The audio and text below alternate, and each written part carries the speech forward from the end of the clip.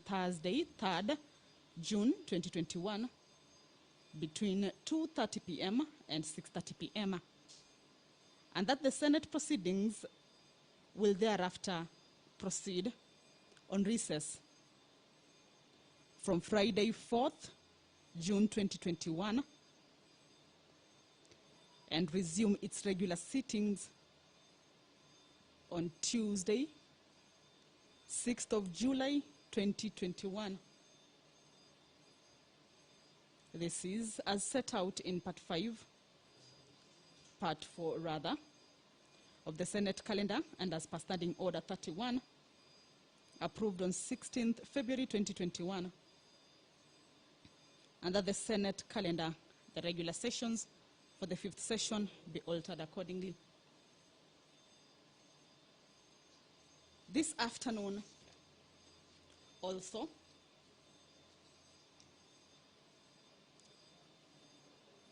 the Mental Health Amendment Bill, Senate Bill number 28 of 2021, by Senator Sylvia Kasanga, will be read for the second time. This is a resumption of debate interrupted on Tuesday, 18th May 2021, in the afternoon sitting. Just to take a look on what this particular bill entails, is that the bill proposes to impose obligations on each level of government to address the issue of accessibility to mental health services, including care, treatment, and rehabilitation of persons with mental illness. The bill proposes to incorporate within the membership of Kenya Mental Health Board representation of the county governments. The bill further reviews the membership of the Kenya Mental Health Board from the current 14 executive members to 9 members in order to make the workings of the council more efficient and representative. The bill does not delegate legislative powers, nor does it limit any fundamental rights and freedoms.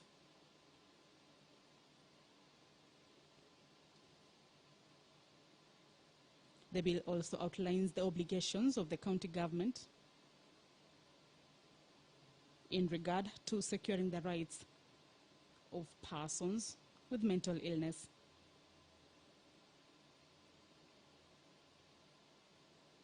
The bill is therefore a bill concerning county governments in terms of Article 110, subsection 1A of the Constitution.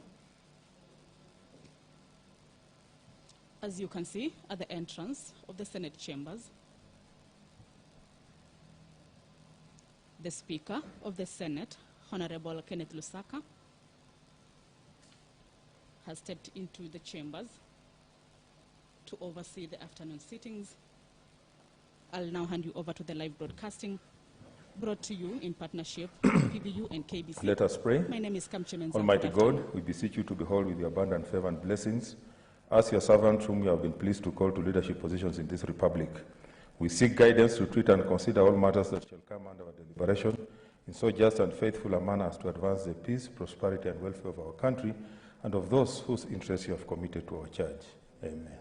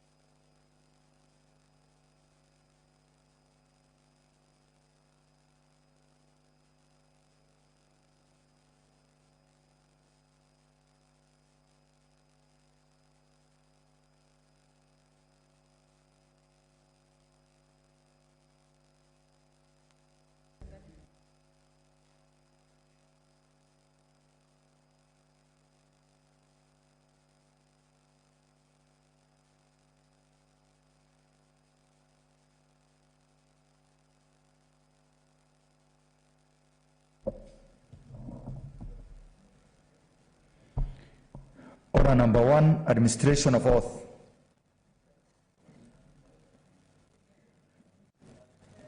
Order number 2, communication from the chair. Order number 3, message. Order number 4, petitions.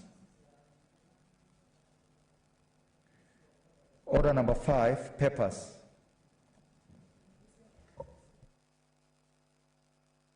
Leader of majority.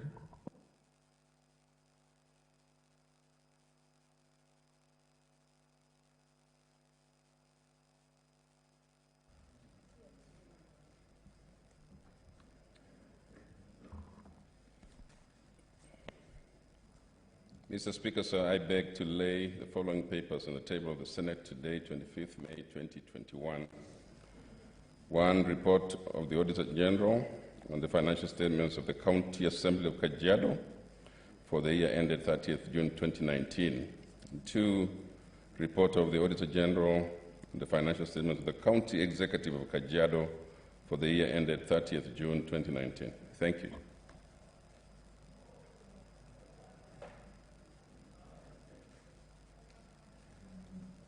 Chair, Health.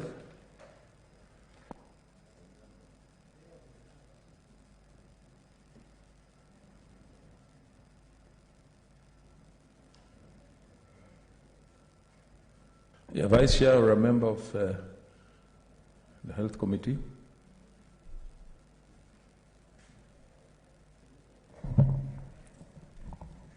Yes, Senator Kwambogo. Thank you, Mr. Speaker. I request if we can do it the next week.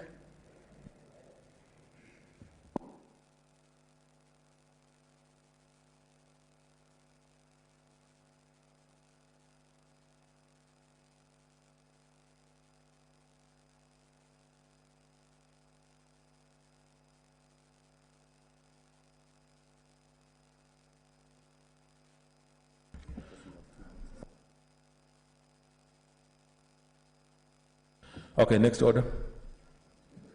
We'll come back to.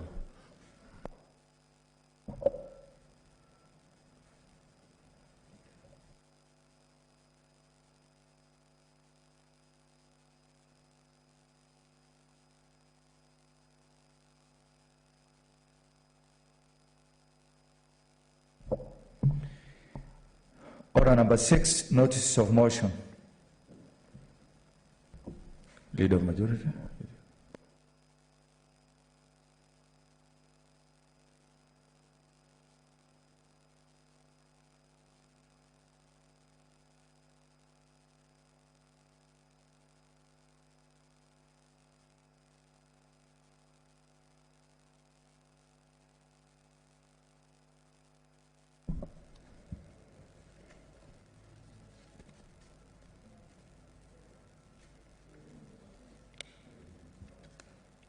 Mr. Speaker, sir, I beg to give notice of the following motion, that notwithstanding the resolution of the Senate made on the 16th February 2021, approval of the Senate calendar, 24th March 2021 and 30th March 2021, alteration of the Senate calendar, pursuant to Standing Orders 29.4 and 31.3c, the Senate resolves to further alter its calendar, regular sessions, for the 5th session 2021, in respect of Part 3, to hold sittings on Wednesday, 2nd, and Thursday, 3rd June 2021, between 2:30 and 6:30 p.m., and that the Senate proceeds on recess from Friday, 4th June 2021, and resume its regular sittings on Tuesday, 6th July 2021, as set out in Part 4 of the Senate calendar, and as per Standing Order 31, approved on 16th February 2021, and that the Senate calendar regular sessions for the 5th session be altered accordingly. I thank you.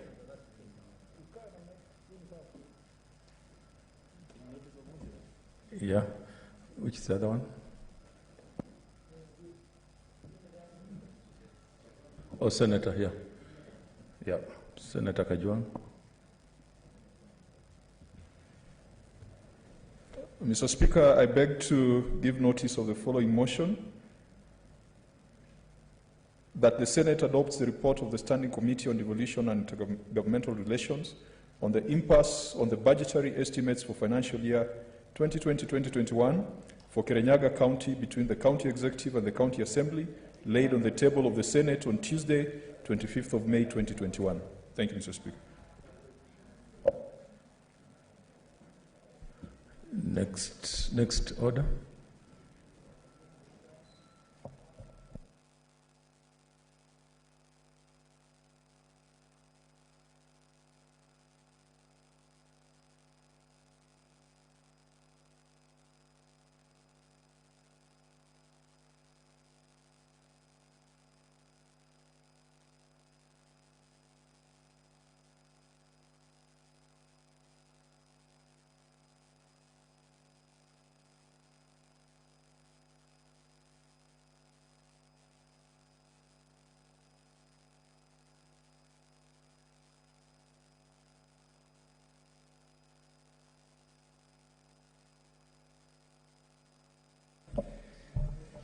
Order number 7, statements.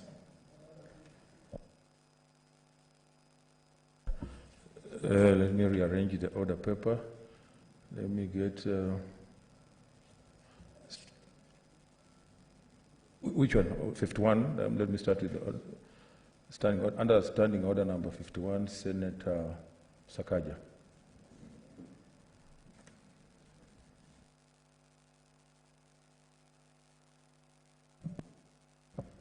Thank you, Mr. Speaker. Mr. Speaker, I rise to make a statement as the chairperson of the Standing Committee on Labour and Social Welfare, pursuant to Standing Order 51-1A. This is a tribute to a celebrated fallen rugby legend, the late Benjamin Ayimba. Mr. Speaker, I begin by conveying my heartfelt condolences and those of the people of Nairobi to the family, friends, and the entire rugby fraternity for their untimely loss. It is needless to say that the late Benjamin Ayimba, or popularly known as Benja, has not only contributed to the increased popularity of the sport in the last decade, but has demonstrated his love for both the sport and his love for his country. Mr. Speaker, sir, I make this statement cognizant of the fact that the mandate of the Committee of Labour on Labour and Social Welfare, which oversees 3 ministries, including the Ministry of Sports, Culture and Arts, Mr. Speaker, endeavours to support and oversight the programs undertaken by this ministry. For the last 4 years, the committee's focus has been to ensure that our sportsmen and women grow and perfect their God-given talents and subsequently earn a livelihood through such efforts. It is therefore against this background that I make this statement in recognition of the contributions of the late Benjamin Ayimba for close to 2 decades. Benja, as he was informally known amongst his friends and within the rugby circles, was an icon extraordinary, whose transition on the 21st of May, having lost the battle to cerebral malaria, has left many who knew and admired his sporting talent at a loss. This is a gap to both the family and the rugby fraternity in this country and in this region that will struggle to fill for the longest time. The late Ayimba was indeed a prolific, talented rugby player on the pitch and an astute coach, a husband and father. From the onset, I wish to recognize the late Ayimba's traits that have contributed not only to his illustrious career as a rugby player and coach, but also contributed to placing Kenya at the highest pedestal globally in the sport. His journey was characterized by persistence, willpower, and resilience to succeed against all odds. Those who knew him in his early childhood and teenage days describe him as having had extraordinary traits. Born and raised in a humble family setting, his rise to stardom began way back in the early 80s at the Olympic Primary School in Kibera, Nairobi. Following his stint at Maseno School, his then deputy principal noted that, as I quote, he was an all-round sportsman. As he participated and won in track and field events, soccer, he seemed to have a keen eye on rugby, a journey that saw him leverage on his talent and opportunities, hence his achievements as both a rugby player and coach. One of the articles, Mr. Speaker, that has been done describes him and summarizes his rugby talent as a mixture of brute strength, pace, and dexterity that has never been witnessed in the rugby field, with wonderful evasive skills for the back row and the build of a front row. Mr. Speaker, those who might know rugby will understand what I have explained. Indeed, all of us who have watched him on the pitch and interacted with him can relate to the statement. I remember when I first met him in 2002 after the Floodlights tournament, I told him that I will one day be the captain of the rugby team. And he laughed, but that began a very close friendship after that. Mr. Speaker, apart from the late Ayimba's notable traits that brought honor to this country through the rugby sport, the committee recognizes and lauds his tremendous achievements spanning 2 decades, and I'm honored, Mr. Speaker, that these achievements will forever remain in the record of this House and the record of this country. Just to highlight a few, Mr. Speaker, Benja played for Nondescripts in 2002, Cornish Pirates in England between 2003 and 2005, and the Kenya national team from 2006.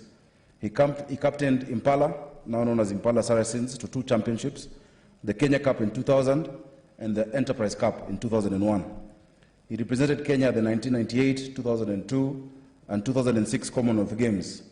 He was part of the Kenya squad that featured in 2 Rugby World Cup 7 series in 2001 and 2005 Rugby World Cup 7s, tournaments in Argentina and in Hong Kong, respectively. He coached the 7s team between 2006 and 2011, and subsequently in 2009 secured the first ever IRB World Series Main Cup finals in Adelaide, Australia. In the same year, Mr. Speaker, he led Shujaa to its maiden Rugby World Cup 7s semi-final in Dubai. The second attempt at Kenya Sevens head coach between 2015 and 2017, he coached the team to its first ever appearance at the 2016 Olympics in Rio de Janeiro, Brazil, and strived to promote grassroots rugby, was part of the first ever successful Kitui Sevens in 2018. Mr. Speaker, the foregoing achievements are not a small feat. They are no small feat. The late Benja ventured in the rugby sports both as a player and a coach at a time when Kenya, like several other developing countries, continue to lag behind other established rugby nations like South Africa, New Zealand, and the United Kingdom. Needless to say, he was the only Rugby Sevens coach who was relieved of his duties in 2011 and reinstated in 2015. But despite these setbacks, he carried on and led the team to win the 2016 World Sevens title, Mr. Speaker, in Singapore, where the Kenyan team beat Fiji 37. And that was a very, very serious achievement that remains in the history books of this country. In that case, we salute the strength and persistence of this fallen hero. He was a pace-setter and a good example to other talented and upcoming rugby sportsmen. He was indeed a classic example of resilience following passion and talent against all odds. We also laud the late Ayimba and his associates on their aspiration to give back to the community. His vision to establish an age-grading rugby academy in Nyanza region aimed at tapping talent at the grassroots is one that must not only be appreciated, but, Mr. Speaker, that we must also support to its successful fruition. Amidst the achievements and many more, Mr. Speaker, some of which I may not be able to highlight at this time, the committee wishes to remember the late Benjamin Ayimba as one who indeed gave back to his country. An outstanding Kenyan whose efforts to grow personal talent, to mentor young people, and he really mentored everyone who he came across who was younger than him, on and off the pitch, and to give back to community, did well to show patriotism, one of the key pillars of good governance as espoused in Article 10(2) of the Constitution of Kenya. That, Mr. Speaker, sir, defines the late Ayimba's legacy and signature. In the writings of Aristotle, he wrote, "Man is at his best when he is doing his best at what he likes doing best." Indeed, the late Ayimba is one of those men whose achievements will remain engraved in the annals of history. He is among the few who applied this philosophy as the centerpiece of his life, with passion, firmness of purpose, and tenacity being his firm foundation, no matter the insurmountable journey. To those of us, Mr. Speaker, who interacted with him, he was a beacon of hope in sport mentorship. We will indeed have a reservoir of memories of his selflessness, an example that will live until the end of time. As a matter of fact, Mr. Speaker, when the history of Kenyan rugby is written, the man, Benjamin Ayimba, will find a chapter and a place. Quite literally, he is gone, but his mark on rugby will endure the test of time.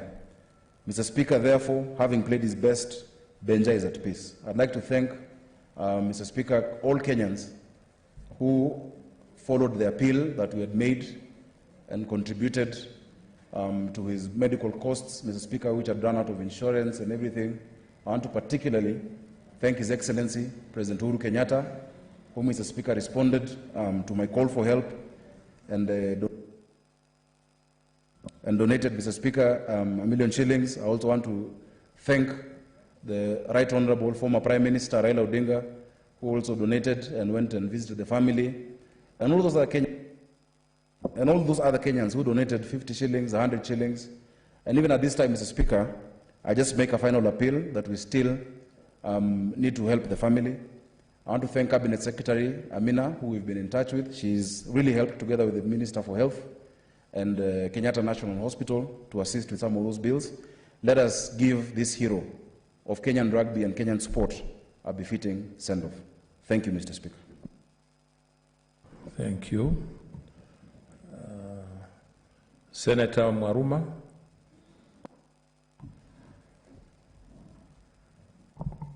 Asante Mheshimiwa Spika kwa hii nafasi umenipa ili kupitisha salamu za faraja kwa familia na wana Nairobi kwa ujumla kwa kumpoteza mchezaji mashuhuri wa raga kwa jina Benjamin Ayimba.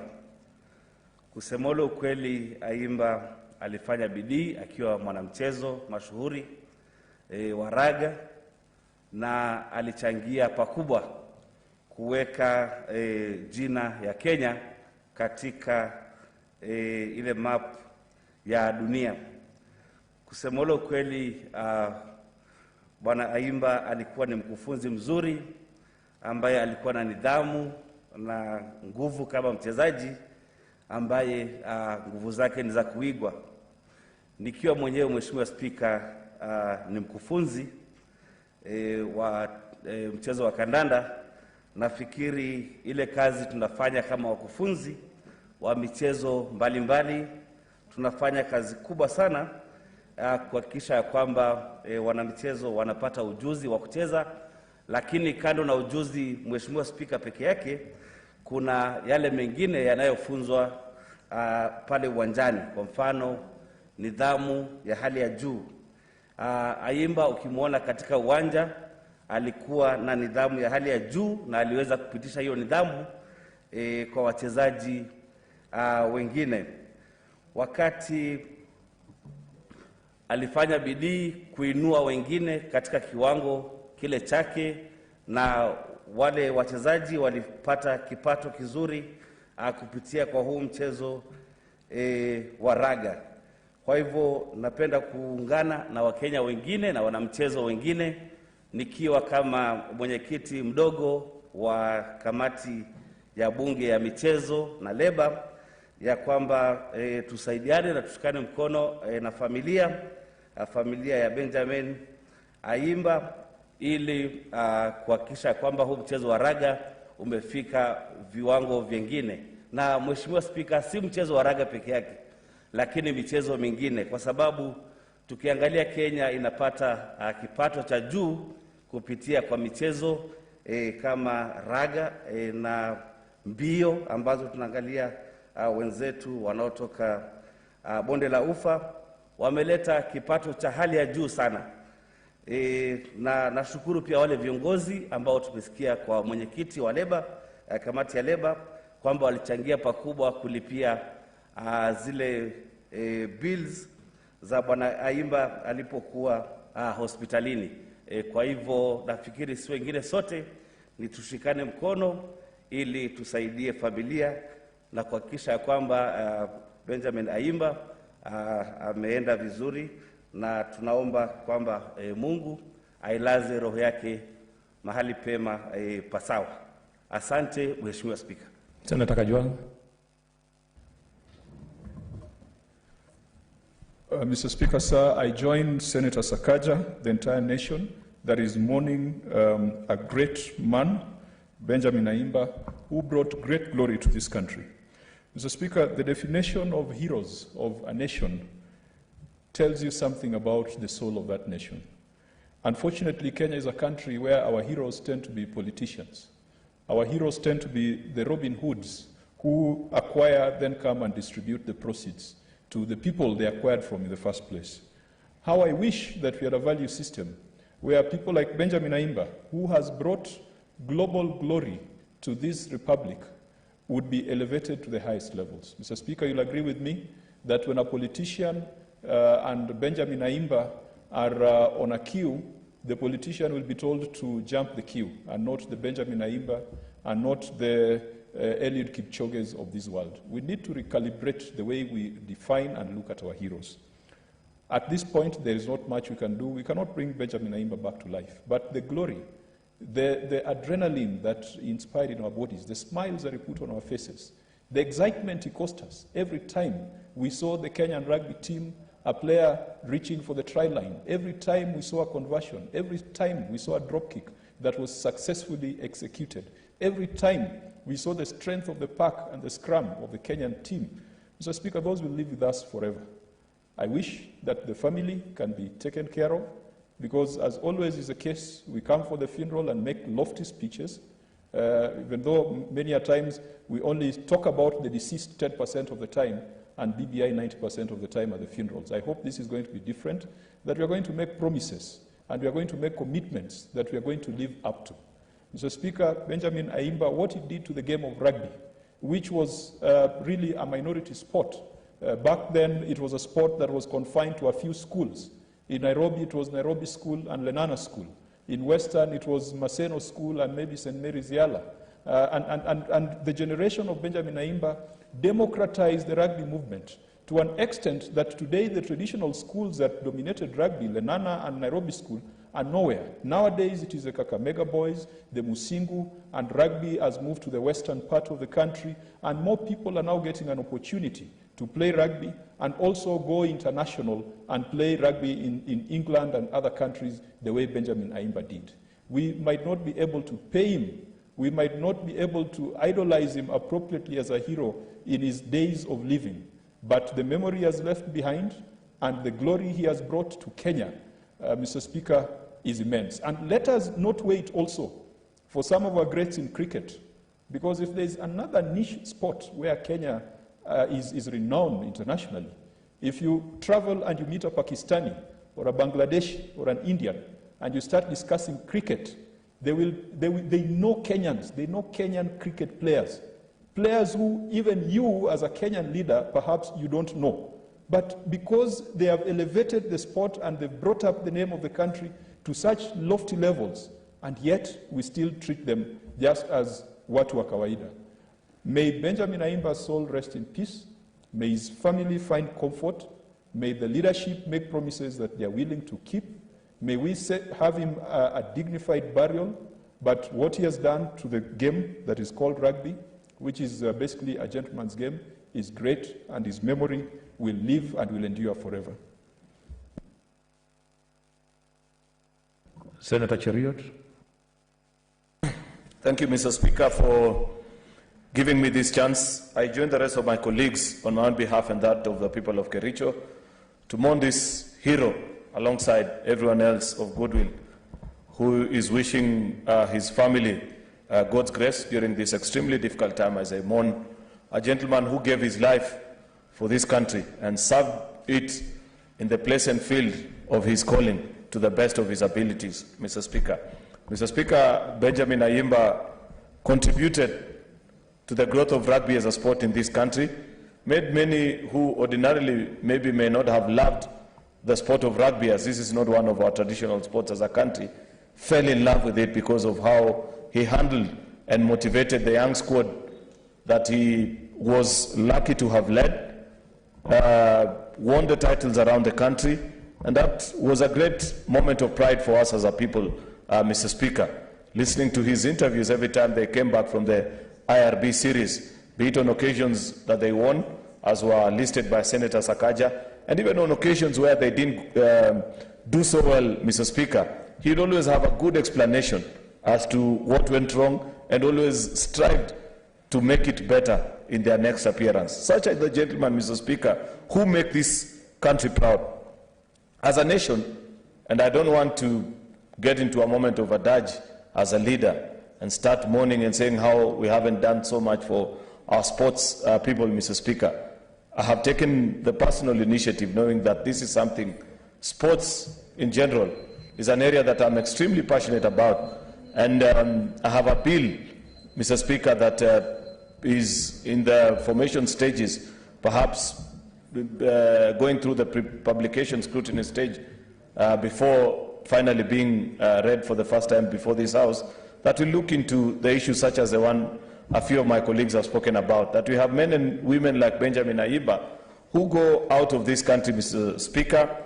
They bring glory whose value you cannot even measure, Mr. Speaker. Because what is a value, either in kind or monetary consideration, of the young men and women who go around the world and fly our flag, that everybody gets to know about Kenya and reads about our history thanks to their exploits on the field, Mr. Speaker. We can never be able to compensate such people, but at least there's something that we can do to celebrate them, to honor, respect them, make sure that their names prominently feature, and that generations in future will know that there were such men and women who dedicated their lives into making this country a better place, Mr. Speaker. Therefore, the life of Benjamin Ayimba is one that we'll remember for a long time as a people.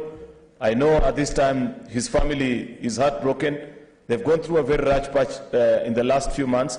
It's not very simple for a family to come out and plead and say, call out for help, as they've had to because of his battle with illness. It goes on to speak to the challenges that we continue to experience as a people, Mr. Speaker, on the cost of medication in this country. And the fact that not even those that we thought are in a better place, like this gentleman, are able to afford it, Mr. Speaker, because it's simply out of the roof.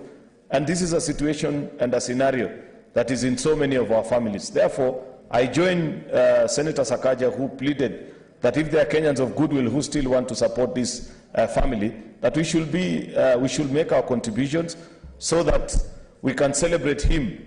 You know, others may be worried, Mr. Speaker, about his young family and the contribution. You know, much as I know that it's not easy to say this, Mr. Speaker, I know that in life, it all evens out at some point. For the good contribution that their father made to this country, it may not appear immediate, but for his good deeds, they cannot go without reaping his fruits. In one way or the other, it may not be direct as it is right now, but I believe, Mr. Speaker, that one way or the other, in one way or the other, members of his family, especially the wife and the children, will reap the fruits of their father's endeavors and exploits for this republic. It calls upon us, because we are policy makers as members of parliament. And like I have said, Mr. Speaker, I have a bill that is before this House on the Sports Sports Act Amendment Bill of 2021, that when we get to that particular opportunity, many of these things that we say whenever we are faced with such scenarios, because this is not the first time that you're speaking as a House on the challenges that many of our athletes face, let us bring our thoughts together into ensuring that we unlock the potential that is in this industry. A potential where people can make a good living, first of all, during your playing days, and even later on, as a speaker, for example, when the good days, when we had just established the sports fund, before there was all the interference that came with it, and we diverted a lot of those funds into health, which is, yeah, I agree, an important segment of society that we need to take care of, but we shouldn't have diverted all the funds to the deprivation of sportsmen and women. Mr. Speaker, sports is a huge industry. Many of the countries that have been able to manage their sports well, when you talk about England, South Africa, and so many other places, they have employed millions of young people and people who are enthusiastic because of simply how they manage those industries well. I hope that as Parliament, in the few days that we still have, that in our lifetime, we shall be able to give a lifeline to this industry that continues to suffer. Take, for example, Mr. Speaker, even in this season of the pandemic, we know for a fact that many young men and women earn from sports. Yet, even after the resumption of near normal operation activities in various segments of our society, we are still awaiting for the Ministry of Sports to give their approval, the nod of approval on a resumption to all sporting activities. Yet, in the rest of the world, we saw the English Premier League coming to a conclusion, Mr. Speaker, where at least a good number of fans were able to be allowed into the stadium.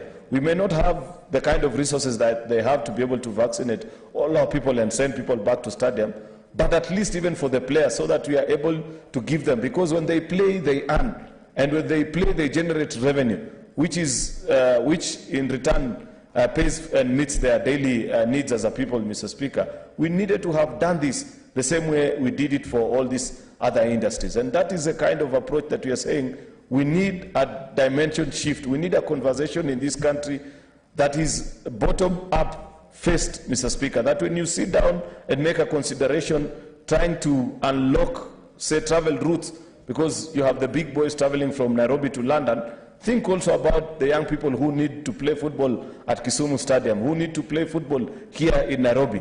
Give a proposal as a ministry. And I challenge ministry officials, because I know there are some who are listening to this conversation, Mr. Speaker, that let them give us a return to sports route, so that clubs are able to follow this particular route in all the sports that you are involved in, and the many young people who draw their livelihood from sports are able to get back to work. As a people, we should continue to push this, Mr. Speaker, in memory of the good work that was done by legends and great people like Benjamin Ayimba. May his soul rest in eternal peace, and we continue to live on with the kind of attitude and demeanor that he had towards life, in doing his best despite the difficult circumstances that he found himself in.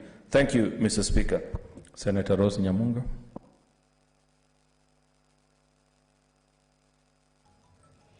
Thank you, Mr. Speaker, for giving me this opportunity to join my colleagues in eulogizing the late Benjamin Ayimba.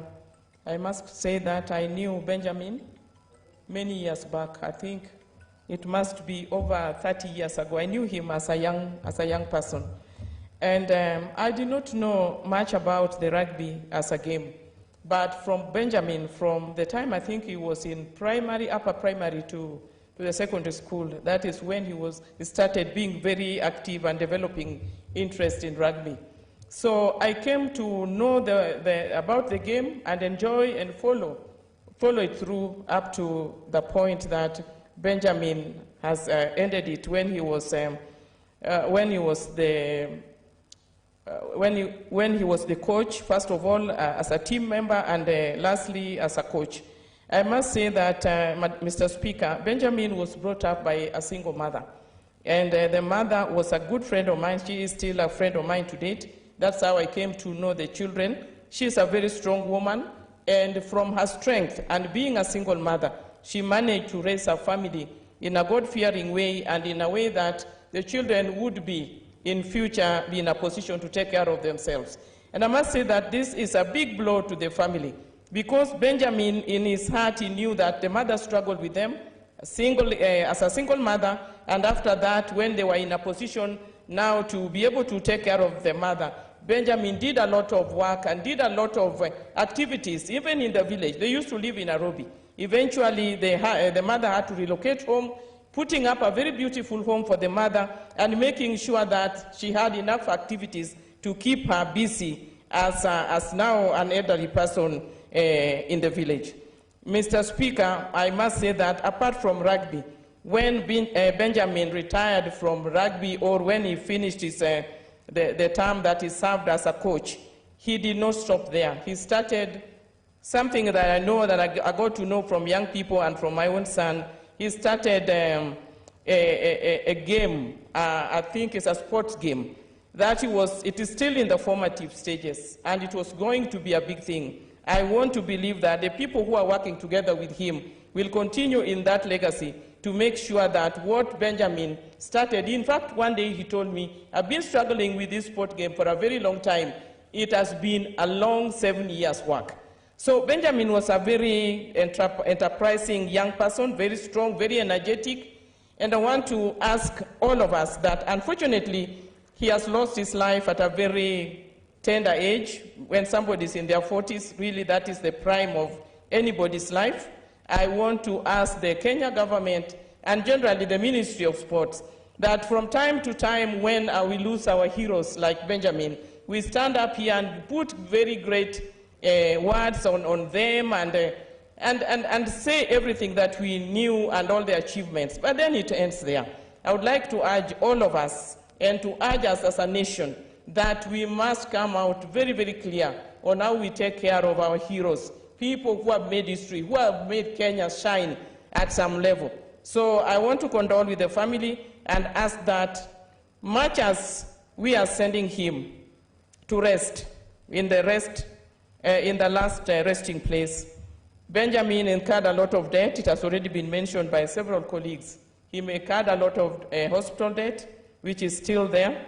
Benjamin has left a young family.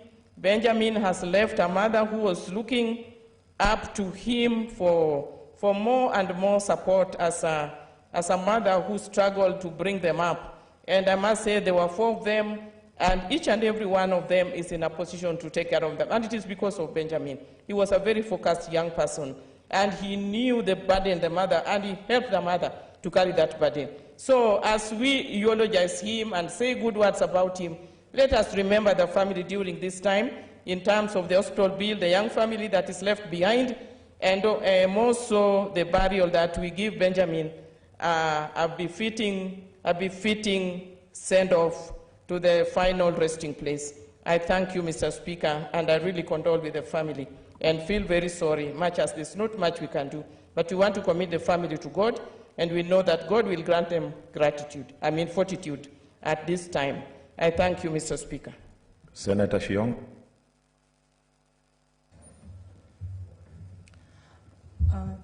Thank you, Mr. Speaker, for giving me this opportunity to contribute to this eulogizing message. Mr. Speaker, I want to start by saying that Benjamin Ayimba, as a sportsman, we have lost a great icon whom we shall never get. But, Mr. Speaker, on the other side, it's not really a great loss because Benjamin himself nurtured many to the level of achieving Kenya rugby game to a national and international levels. We shall remember Benjamin not just because he was a player, but also a coach. Kenya has lost, we have lost, and the international players also have lost. May the Lord rest his peace in eternal peace till we meet again. His spirit. His spirit, sorry. May the Lord rest his spirit in eternal peace till we meet again. Bye-bye, Benjamin. Thank you. Thank you, Senator Cherargei.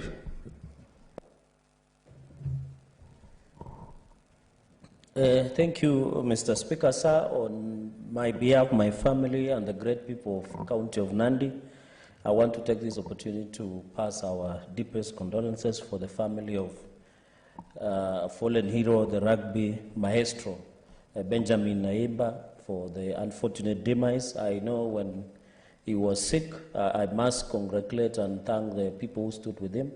And even my proposal, even going to the funeral arrangements, I hope Senator Sakaja will put up a way on how we can assist the family, the young family, and also offset the funeral expenses and other medical that have been incurred. Mr. Speaker, I think Benjamin Ayimba is one who revolutionized rugby, because most of us, when we were in high school, it is through him that rugby became famous. Many young people, you are very cool because you are playing rugby. You are the yo-yo, that is a string slang because you are playing rugby. And I think, Mr. Speaker, it's among the people who are pioneers in the rugby arena that many people really many people in high school, many of my colleagues were very keen in playing rugby because how it was being packaged by Coach Ayimba and other individuals within the rugby arena. So, Mr. Speaker, Nandi County is is a source of champions, and almost 3/4 of young people, as someone has alluded, are in the sports arena, mostly through the athletes. They are the wall beaters, they are the track runners, including Eliud Kipchoge, Conseslus Kipruto, among others, who have made their mark. But unfortunately, Mr. Speaker, the Ministry of Sports, also the government has not been very gracious enough to ensure that our athletes, our sportsmen and women, enjoy the fruits of their labor. Because, and I said before on the floor of the House, Mr. Speaker, why would you pay people to be brand Kenya ambassadors when you have already people like Eliud Kipchoge, Benjamin Ayimba and likes, when they wear just a jersey where Kenyan flag is enough branding that we need to see how instead of giving so much money to brand Kenya, we can use our sportsmen and women to fly the flag when they wear those T-shirts, when they are competing on fields and the track. That opportunity can be used by the Ministry of Tourism and ensure those proceeds. In case of giving private advertising firms that are abroad, we should just give those money to sportsmen and women so that when they are running on a track, they can at least promote the diversity, the tourism, the unique culture we have as Kenyans, Mr. Speaker. Finally, Mr. Speaker, is on the issue of, we have seen there is something that is killing our sports industry slowly, and it is the issue of doping. And I hope my former chair in the Labor and Social Welfare, Senator Sakaja, will follow up on this issue that is eating it's becoming cancerous among the sports fraternity, especially on the issue of doping. But my worry, Mr. Speaker, is that there is a rule within the sports Kenya, and I hope it is illegal, and where we can put this to an end is somebody has served when they are being banned for 5 years or 3 years for using the substance, or 4 years. The sports Kenya or athletics Kenya do not allow that athletes to come back and compete on behalf of the country. But I thought that is subjecting that athlete to double jeopardy. So I hope the Committee of Labor and Social Welfare, led by Senator Sakaja, will look into that so that we don't subject our athletes or sportsmen and women into double jeopardy. If somebody has served the ban that have been given by IIF and also Athletics Kenya, they should be allowed again to compete so long as they have been cleared by the necessary agencies like ADAC, Anti-Doping Agency of Kenya, and many other agencies. But on this, of course, I hope the ministry or the national government will do something about to name, and I hope Senator Sakaja, since he is the city senator, he will be able to at least have one street or a place or a sports facility within Nairobi or even within Kenya. And I know he's a good friend of the president. He can whisper to the president that we can have a sports facility, even a training, an academy of rugby that can be named after Benjamin Ayimba, so that his legacy can be outlived and many people can be inspired for the works that he did within the sports fraternity. I thank you, Mr. Speaker. What is your point of information? Thank you, Mr. Speaker. I want to inform, and I thank Senator Cherargei, but just to inform him that part of the plans that we're pushing for, there's a new rugby complex that is being done, Mr. Speaker, sports complex along Gong Road, that one of the facilities therein, even if not the entire, but one of the facilities must be named after Benjamin Ayimba, Mr. Speaker. And also, Mr. Speaker, it is coincidence that on the same day we lost Benjamin, it was the 1-year anniversary of Alan Makaka, who was the fastest rugby player. Situma also in 2016 died in the same week. So we'll do something to really bring the memory. So thank you, Senator Cherargei, for that suggestion. Senator Musurube.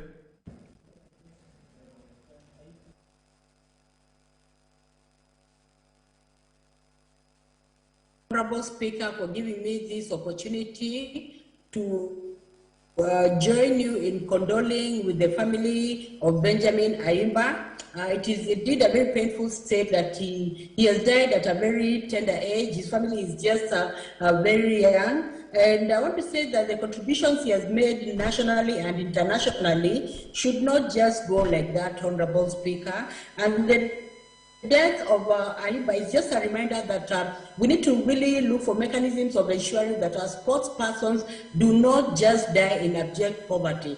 Honorable Speaker, our sports persons are people bring a lot of glory into this country. And since they also add to the economy and revenue of this country, There's need to just establish a mechanism of ensuring that their royalties that are even paid to them, even when their bodies are ailing, even when their bodies become weak, because most of the energetic time, youthful time, they have spent bringing glory to our country. And these royalties should spill over also to their families, Honorable Speaker.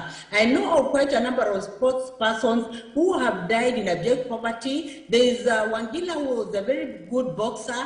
He just died like that. There is also Kadenge, who also died, some time ago. And there's also someone like Conjestina, who has not died, but she's just languishing in abject poverty. Our sports persons should not actually go through this painful moment because they bring a lot of honor and glory to our country, and they also fly the flag of Kenya high. So there's need to really even have capacity training for sports persons when they're active and in their youthful years. There should be capacity training so that they can also be trained on how to utilize their monies, so that they begin preparing for retirement just immediately they begin earning, Honorable Speaker. Because they are not supposed to die in a sorrow state. In the aging moment also, they are not also supposed to be, a pity, state. So, Honorable Speaker, we should see how to also nurture the talents of sports people and also ensure that we get the best we can from them. But even as they give us, their best, let us see how to have them age gracefully, and even when they exit the world, the world of the living, let us also ensure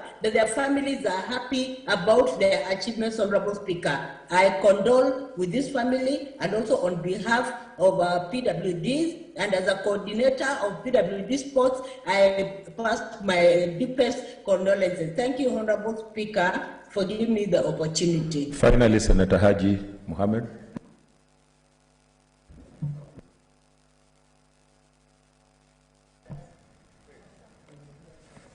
Thank you, Mr. Speaker, for giving me this opportunity. I offer my heartfelt condolences to the family and friends of the late Benjamin Ayimba. I pray for peace and comfort for the family and the loved ones at this difficult time, and I offer my condolences, and on behalf of the people of Garissa, I also offer our condolences to them all. His gentle soul will always be in our hearts.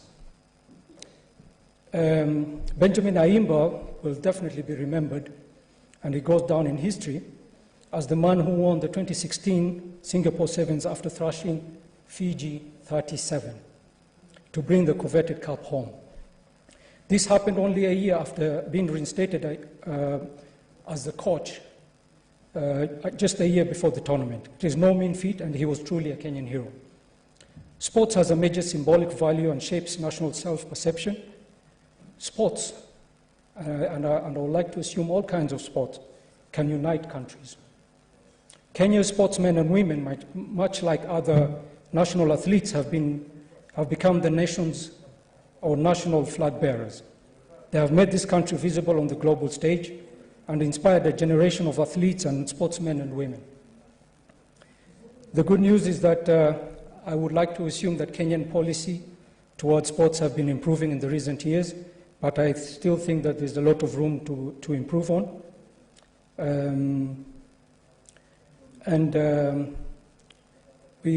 I think as the Senate or leaders in this country, we need to push the government more towards improving the policies towards sports so that we can appreciate our sportsmen and women more and even reward them better. Thank you very much, Mr. Speaker. Okay, maybe before we go back to the other statements, let me ask the chair devolution to lay his.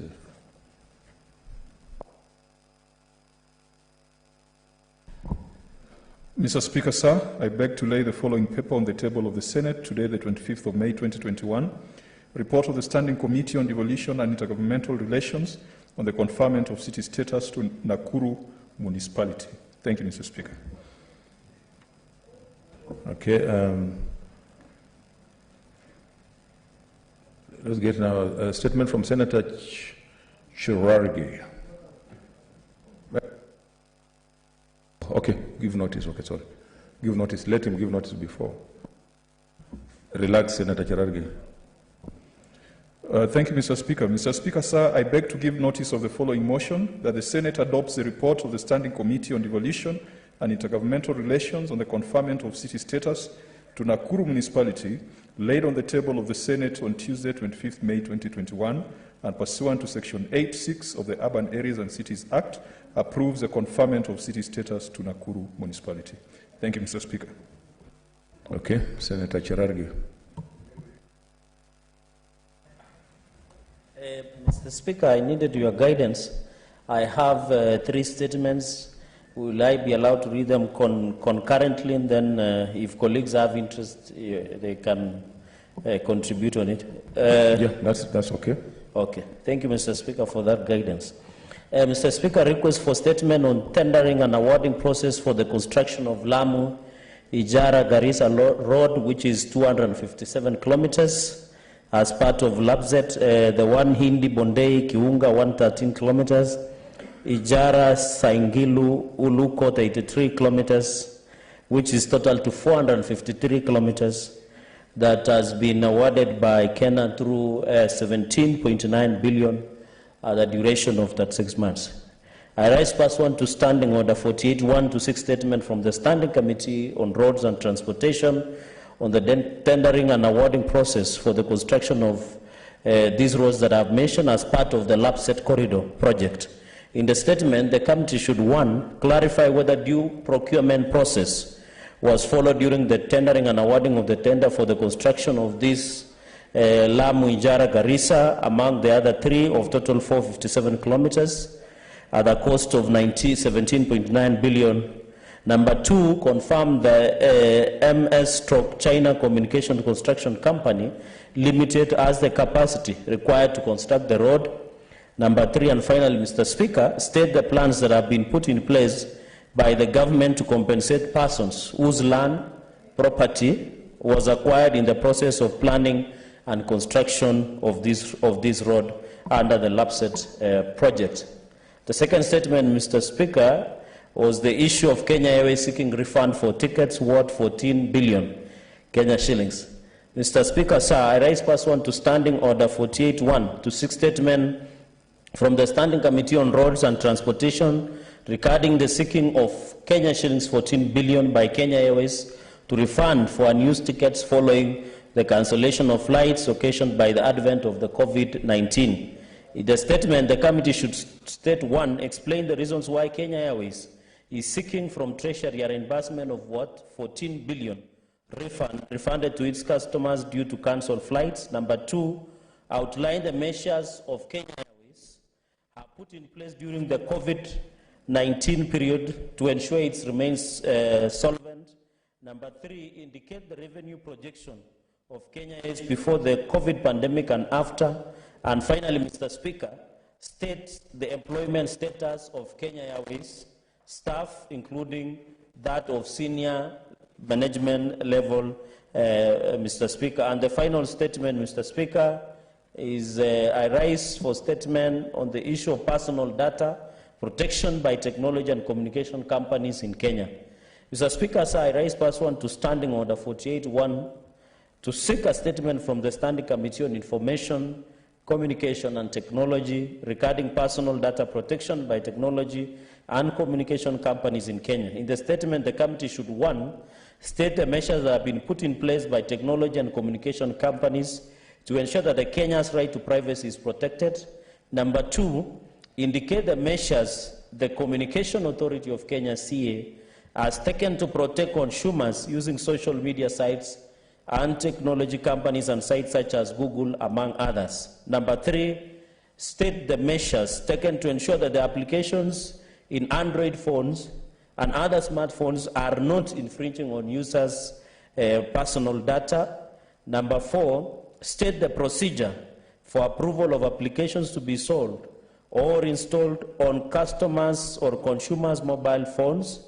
Number 5, state the measures in place to ensure that personal data and information are not used by business agencies to send random SMSs or make unwelcome phone calls, which is rampant nowadays, Mr. Speaker, and coming in the backdrop that there is a process to filling the CEO of Communication Authority of Kenya. I thank you, Mr. Speaker, for giving me the opportunity for the three statements. I thank you. Okay, thank you so much. I defer statements by Ngrungu Kangata at his request, and Senator Anwar is not here, is deferred.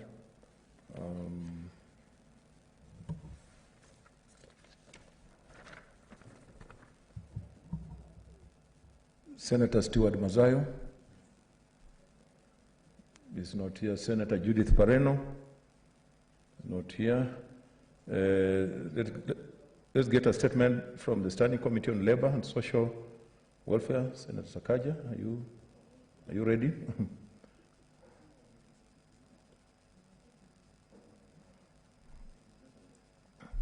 Okay, seems the chair is not ready. Maybe we'll rearrange.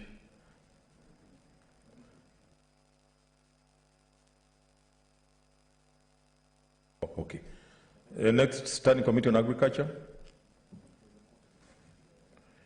Okay, that brings us to the end of the statement. Our next order.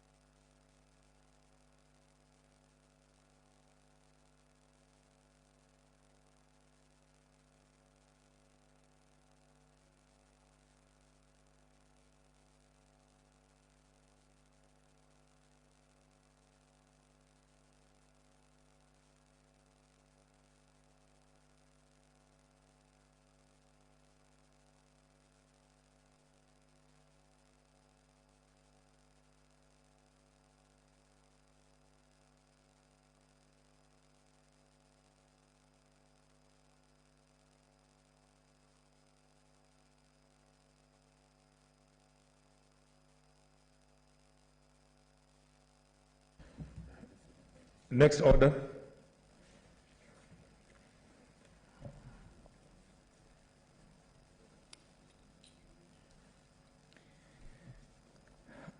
Order number 8, motion, alteration of the Senate calendar for the 5th session.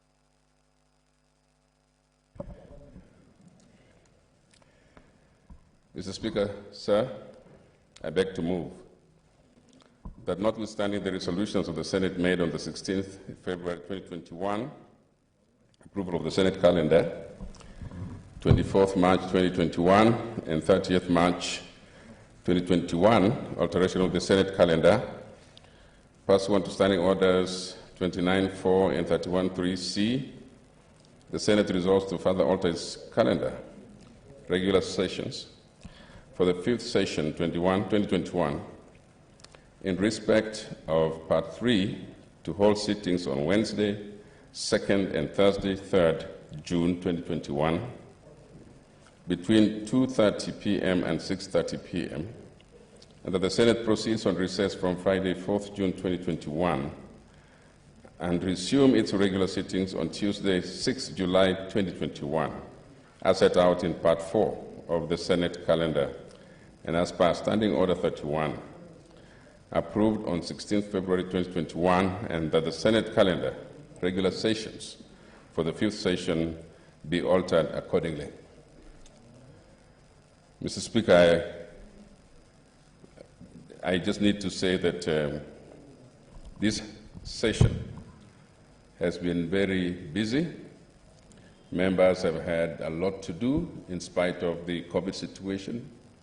Attendance has been very high in both the physical and the Zoom. Committees have been working. The Speaker, And many times, Mr. Speaker, we've disrupted this session with special sittings. And so it's about time that members actually take a little break, Mr. Speaker, a little break, combined with our normal adjournment, our normal recess. Plus, if you can make a bit of compensation, Speaker, we will then leave, we will then come back, instead of just doing the Tuesdays, compensate for the Tuesday. Mr. Speaker, the reason we want to compensate because next Tuesday is a public holiday, it's a Madaraka Day, and so to make up for that and to try and clear some of the work left, Mr. Speaker, we put Wednesday and Thursday as meeting days, so that by the time we go on recess, we probably will have covered most of the most urgent activities and in the order paper. So I want to thank the members for their patience. I know that members have been very, very busy. Some committees, Mr. Speaker, want to do work. Even during this time, it's going to be, some committees are traveling. So we would just wanted to make this alteration for the convenience of the House, and so that we can make up for some of the time that we lost during the many times of disruptions. So, Mr. Speaker, this is very straightforward for members to decide. I hope the members agree with me, and that we can actually take this and do it today, so that we can take a little break. I thank you, and I want to ask. I want to move and ask Senator Nyamunga to second. Thank you. I second, Mr. Speaker. I propose the question, which is that notwithstanding the resolutions of the Senate made on 16 February 2021, approval of the Senate calendar 24th March 2021 and 30th March 2021, alteration of the Senate calendar, pursuant to Standing Order number 29.4 and 31.3c, the Senate resolves to further alter the calendar regular sessions for the 5th session 2021 in respect of Part 3 to hold sittings on Wednesday 2nd and Thursday 3rd June 2021 between 2:30 p.m.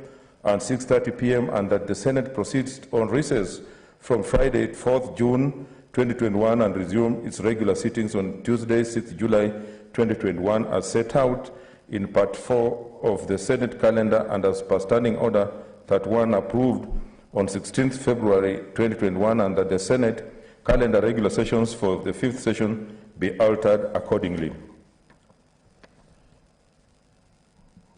Senator Makori Beatrice. Thank you, Mr. Speaker. I want to support this motion of alteration of the Senate calendar for the 5th session. Mr. Speaker, indeed we have had a long period of time during this session. A lot has been done with the senators. In even this difficult moment of COVID-19, we've had many sessions, both physically and hybrid. And since we've not finished all the business that we have, and on Tuesday next week we'll be celebrating the Madaraka Day, it is good we compensate with those 2 extra days so that we can finish the pending business. There's more motions, the bills, and the reports. And I think after that we can go on a recess. And during the recess, the members will continue having their committee sessions through hybrid. Some even may continue with the physical if need be. And that is the time even the senators will have a break and go to Mashinani and meet the constituents and have some time with them. But during that period, they can as well take measure of the COVID-19 rules so that we can educate the public on the importance of taking the regulation safely. Mr. Speaker, I support. Senator Sakaja, did you want to? Okay. You know your card doesn't show your name. Someone missed it. Mr. Speaker, as the host senator, I'm really disappointed someone has messed my card because it just says the card number. Yet everyone else, it gives their names. Mr. Speaker, I hope the clerks will sort that out. Mr. Speaker, I want to support this motion that alters the calendar of the Senate. Mr. Speaker, you will remember when we discussed this at the Senate Business Committee, I, in fact, was really pushing for more sittings. We take cognizance of the fact that the COVID-19 pandemic has made us slow down the number of sittings. We've been meeting once a week. But, Mr. Speaker, we have a lot of pending business as a Senate. Mr. Speaker, there are only 440 days left to the next election or to the end of the term of the Senate. Yet, as we speak today, we have 52 bills that have been published. We have 23 bills that are at second reading. I think 3 are at committee. Actually, 1 is at committee and 1 is due for first reading. Mr. Speaker, we have 52 petitions, and petitions have timelines that we need to respond to as a House, and it will be a huge disappointment if we don't finish the work of this Senate. I think we have a lot. So even for next week, in as much as Tuesday is a public holiday, Wednesday and Thursday, ideally, if I could have been allowed to amend this, which I will not, we'd have met also in the morning and the afternoon. Mr. Speaker, this is a huge workload. Members have motions on various issues, some are urgent, and we never get to them. You've just deferred almost, I think, 10 statements. And really here, this is where we're supposed to be. Mr. Speaker, you also recognize that following the court ruling, several bills which we had already dealt with as a Senate, had to start, the process again to be republished. Mr. Speaker, these bills went through rigorous process of legislation, public participation. Mr. Speaker, I can give you an example of the Pandemic Response Management Bill, which I had sponsored. We had more than 164 different individuals and institutions coming to give their views. Mr. Speaker, it's unfortunate that after we've gone through the entire process and even submitted it to the National Assembly, that we have to start again. Mr. Speaker, I have another 4.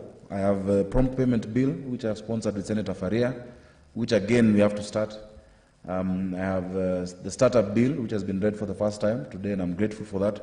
The National Disaster Management Bill, and there's a county government public service board's bill that is yet to be published. Mr. Speaker, these bills went through rigorous public participation, and I just want to assure, because, and I'll give an example of the startup bill, we interacted with a lot of members of the startup community. They proposed a lot of amendments. They even wanted some alterations, and I'd just like to assure them that now the bill has been published with those amendments incorporated. Same as the prompt payment bill, the amendments already passed, we've incorporated them in the new published bill, as well as disaster management, which I've sponsored with Senator of Makueni, Mutula Kilonzo Jr. So that means, because we don't just do things for the sake of doing things technically, that some of those processes in the normal processing of the bill can be, be done faster. We can expedite. That we don't have to go through the deepest extent. In fact, when we call out for public participation, we should ask those stakeholders who had already come to us whether they have any new view or any opposing view, because we can't also deny them that chance to participate. But let us fast track it, Mr. Speaker.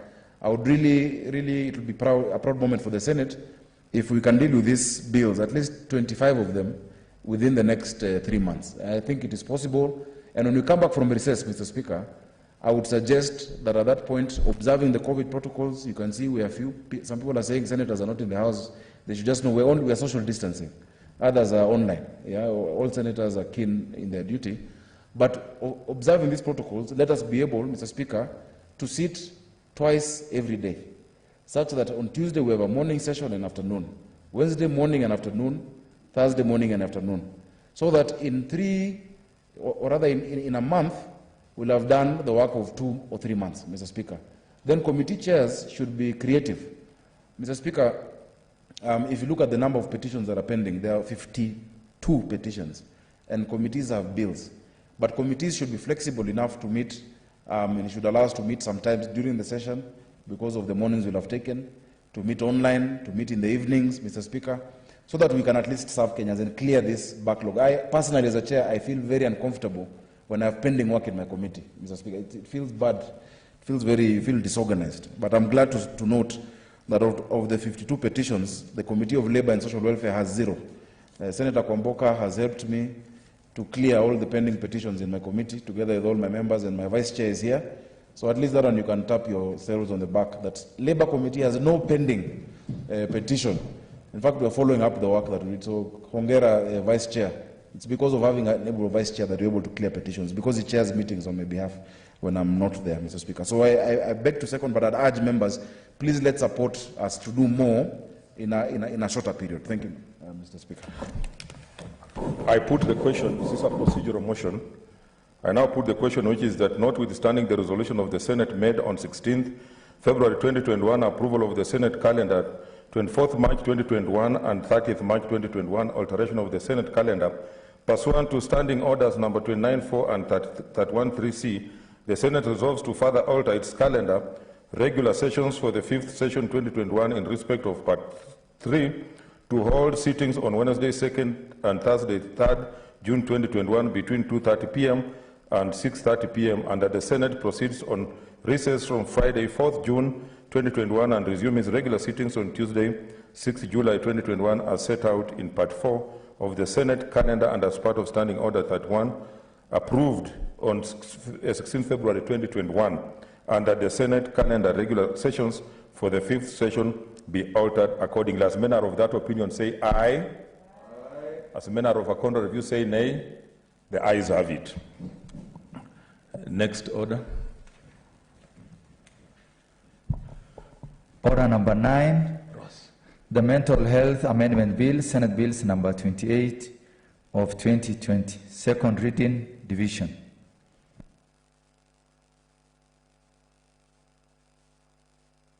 That is deferred.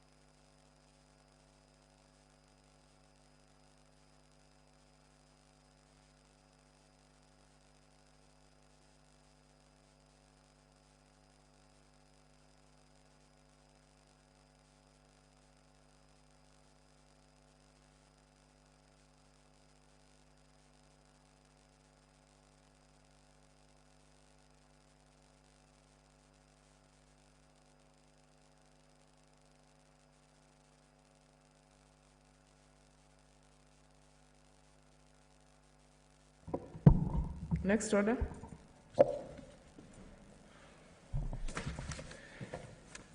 Order number 10, the Wildlife Conservation and Management Amendment Bill, Senate Bills number 30 of 2020, second reading.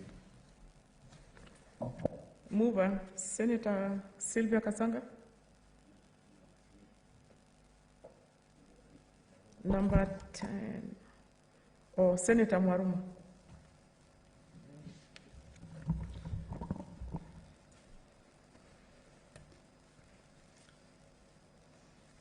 Thank you, Madam Speaker, for giving me this opportunity to move an amendment on the Wildlife Management Act, number 47 of 2013.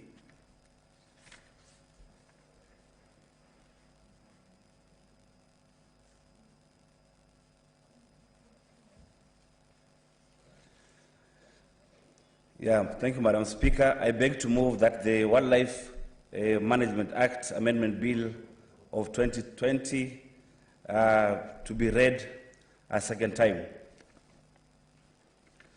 Madam Speaker, this amendment seeks to amend, or this amendment bill seeks to amend the Wildlife Management Act, or Act number 47 of 2013.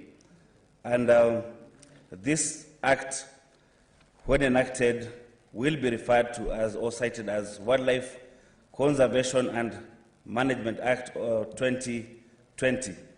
It's quite a brief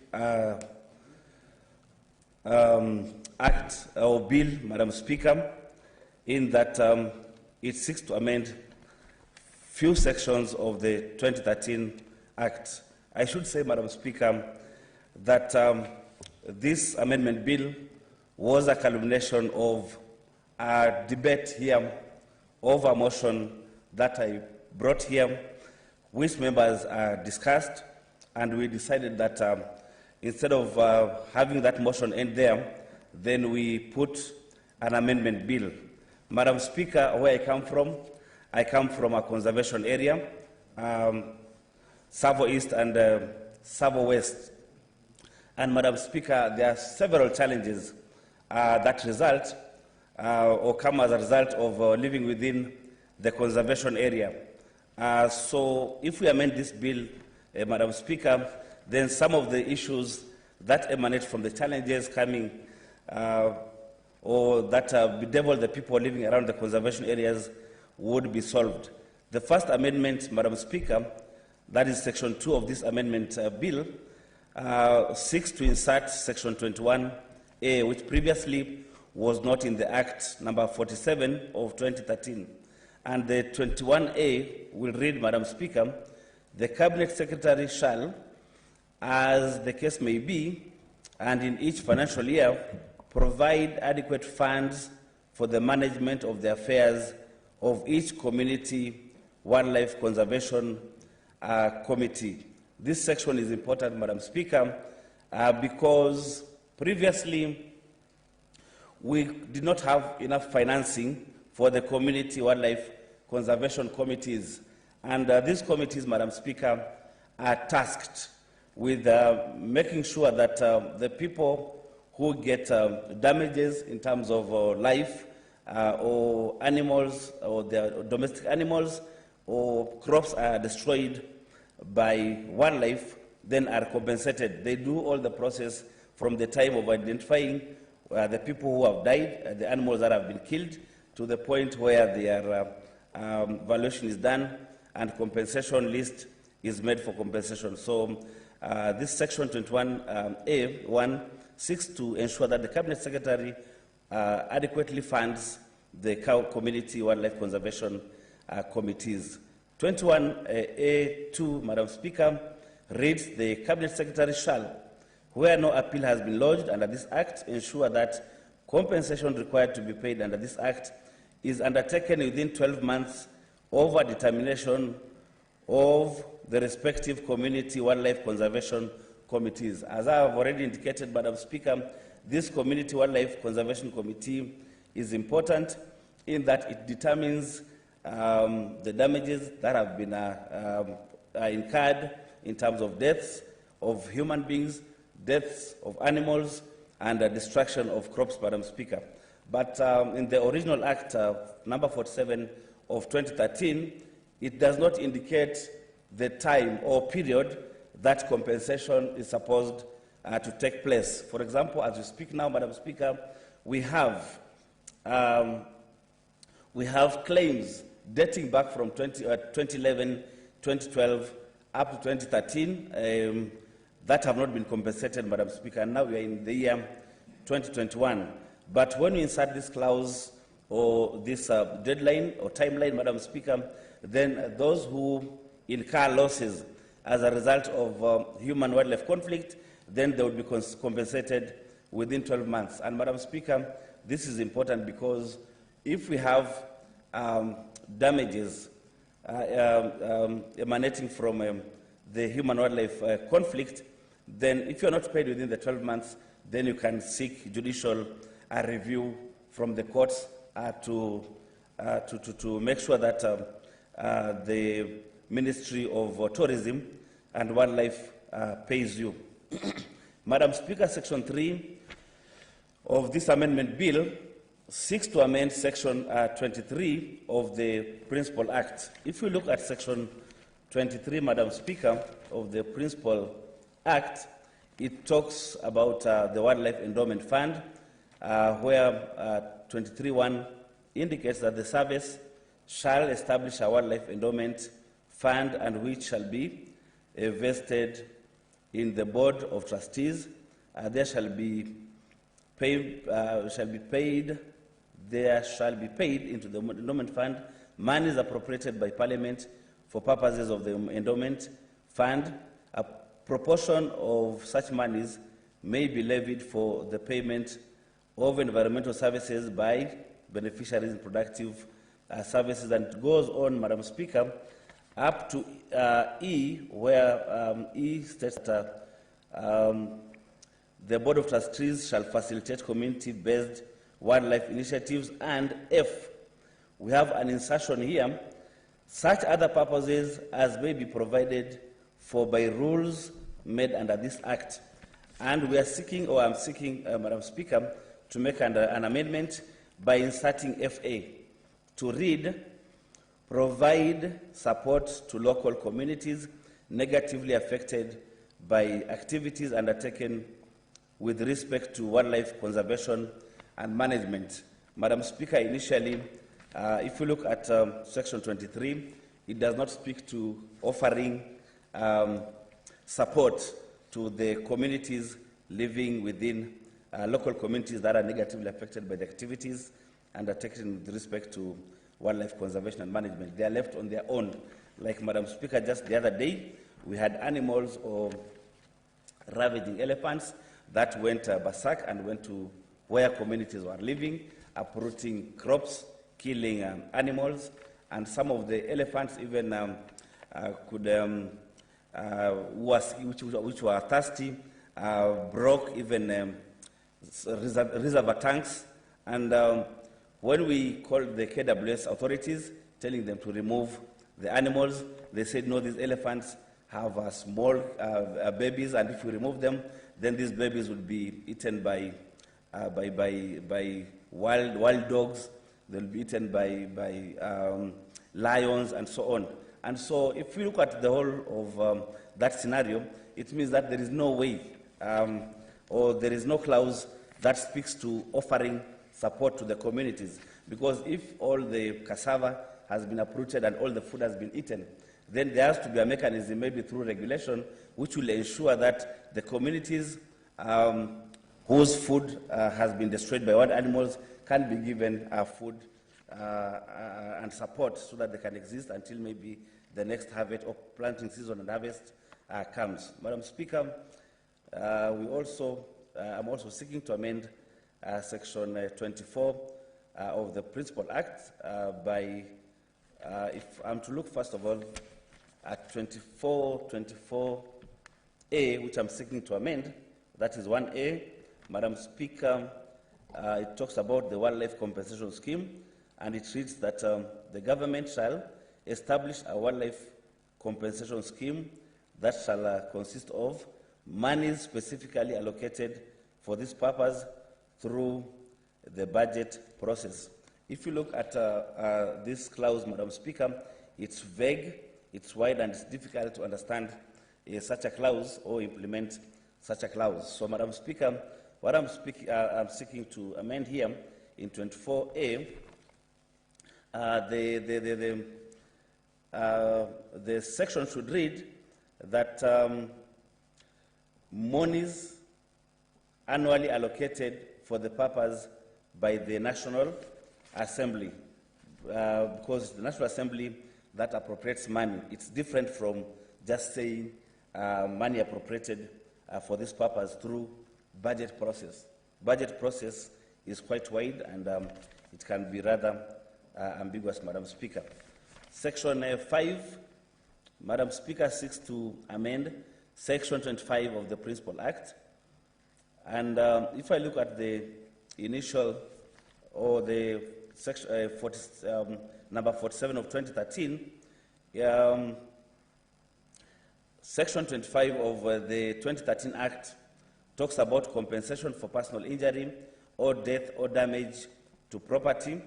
And one says that where any person suffers any bodily injury or is killed by any wildlife listed under the third schedule, the person injured, or in the case of a deceased person, the personal representative or successor or assignee may launch a claim to the County Wildlife Conservation and Compensation Committee within the jurisdiction established under this Act. It continues to say that the County Wildlife Conservation and Compensation Committee established under Section 18 shall verify a claim made under Section 1 and, upon verification, submit the claim to the Cabinet Secretary together with recommendations. Now, the section, Madam Speaker, that I seek to amend is subsection 4, which reads, any person who suffers loss or damage to crops, livestock, or other property from wildlife specified in the 7th schedule hereof, and subject to the rules made by the Cabinet Secretary, may submit a claim to the County Wildlife Conservation and Compensation Committee, who shall verify the claim and make recommendations as appropriate and submit it to the service for due consideration. Madam Speaker, I find this a bit difficult and to implement. Submit a claim to the County Wildlife Compensation Committee, who shall verify the claim and make recommendations as appropriate to the service. So what the service is supposed to do, consider whether to compensate or not. Madam Speaker, that to me is rather problematic, and what I'm seeking to amend in that section, it should read, delete the words due consideration by the service.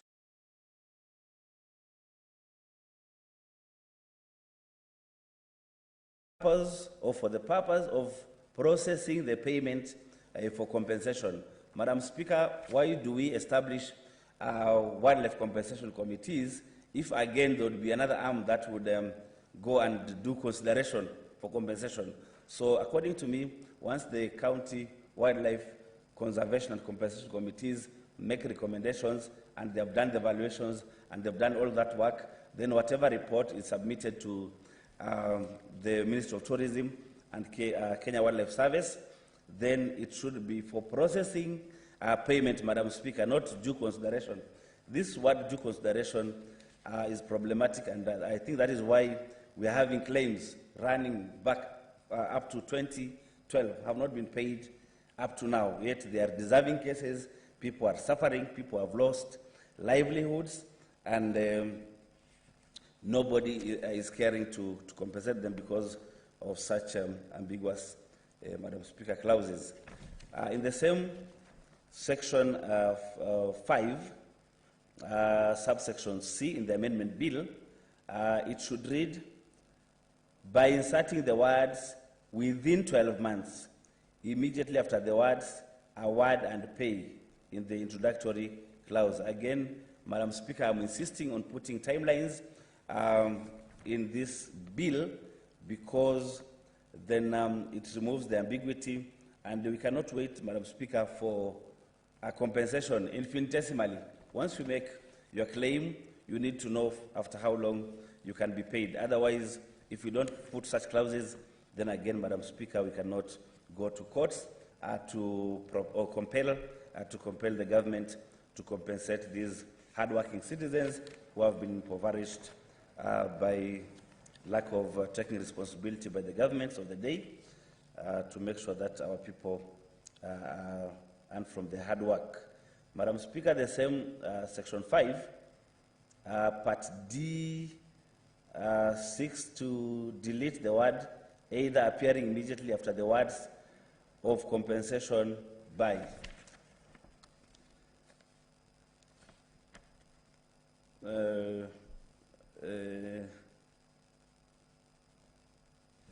Of compensation by and immediately after the words and compensation committee. I think that would be rather straightforward. Section 6 of this amendment bill, Madam Speaker, seeks to amend Section 76 of the Principal Act.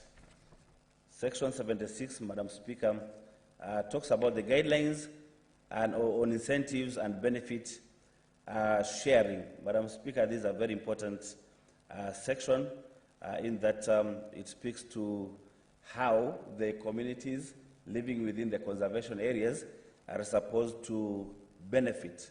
And Madam Speaker, Section 76 talks about 5% that should go to the communities that live around the conservation areas. Madam Speaker, the communities living around the conservation areas are supposed to get 5% of what is collected or whatever is collected, but unfortunately up to now they are not getting anything. And when you ask the Minister of Tourism, they tell you that we are not collecting enough even to run the conservation areas. Now, if you're not collecting enough to run the conservation areas, what do? They say that we borrow some money from partners across the world who are keen on conservation. And so my question is, why don't you borrow even money to give the 5% to the communities around the conservation areas so that you can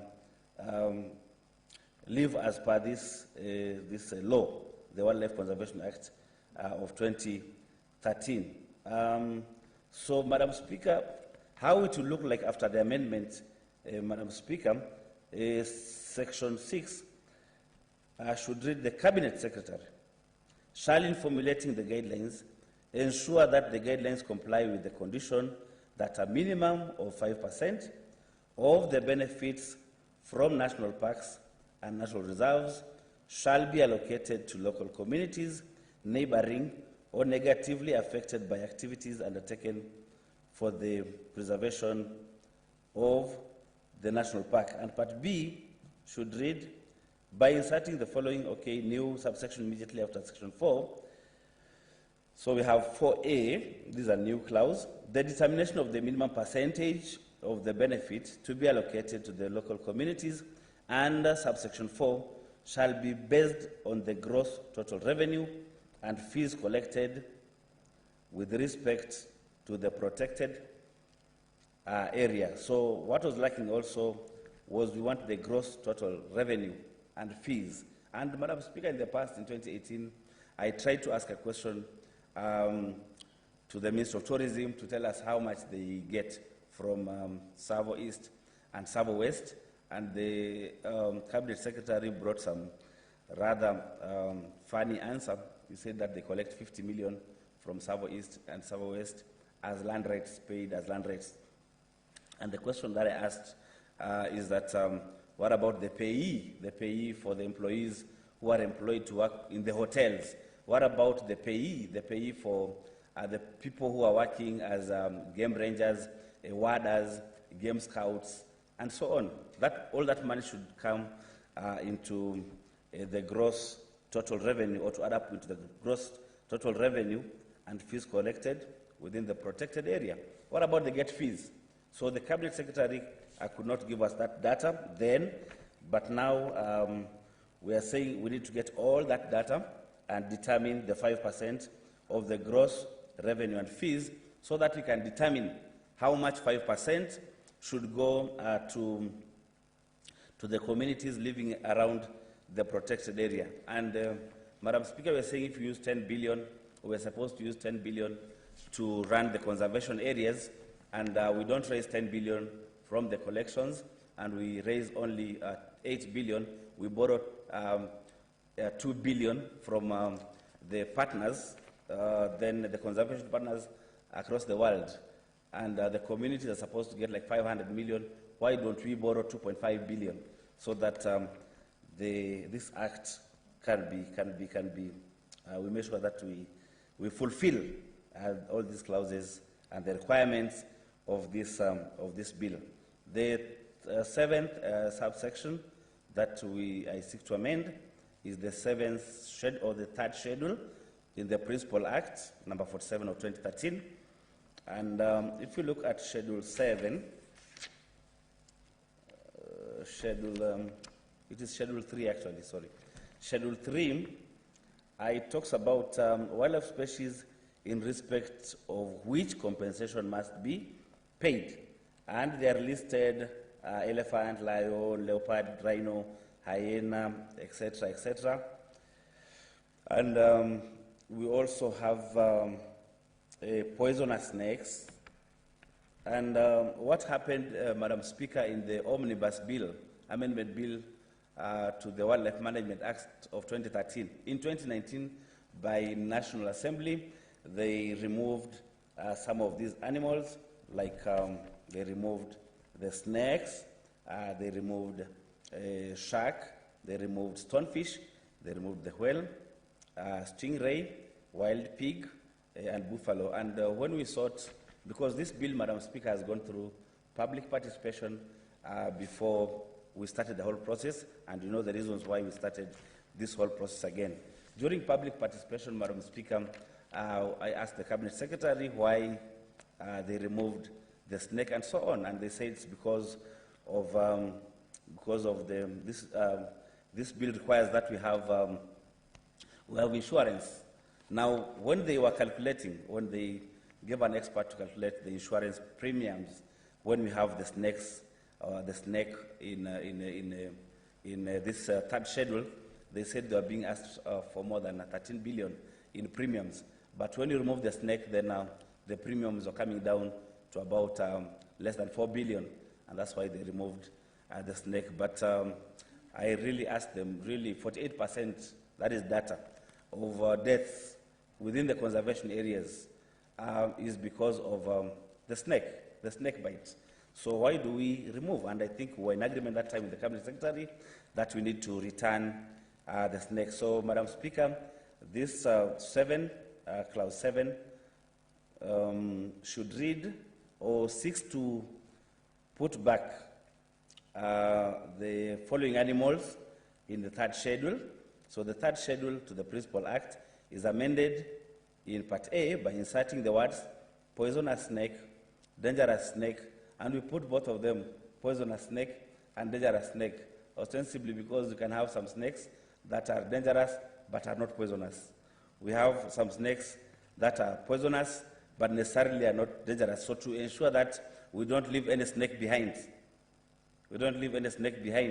we put poisonous snakes, dangerous snakes. Senator, what are the examples of the dangerous snakes and the poisonous one? Because there are some snakes that are dangerous, like the python, but necessarily it is not poisonous. It just needs a tree, and it wriggles you around the tree, breaks your vertebrae column, and you're dead. But like the puff adder is both dangerous and poisonous. So we sought to put these two so that that description encompasses all the snakes on earth, Madam Speaker. Yes? The shark, stonefish, whale, stingray, and wild pig. Immediately after the word buffalo, Madam Speaker, and you can see they're there in the third schedule. So, Madam Speaker, this is quite a straightforward bill. So, my chair, do you have snake? You have a wild park here, wild game reserve, national park. I would request my chair and my in-law, the senator for Nairobi, to second this bill. And Madam Speaker, because I don't want us to end debate here, then maybe after seconding, we need to have more time because there are people who are keen on this bill because wildlife is domiciled across the whole country. So we want to get more time for people to, or for members to contribute. I thank you, Madam Speaker. Senator Sakaja, Senator for Nairobi.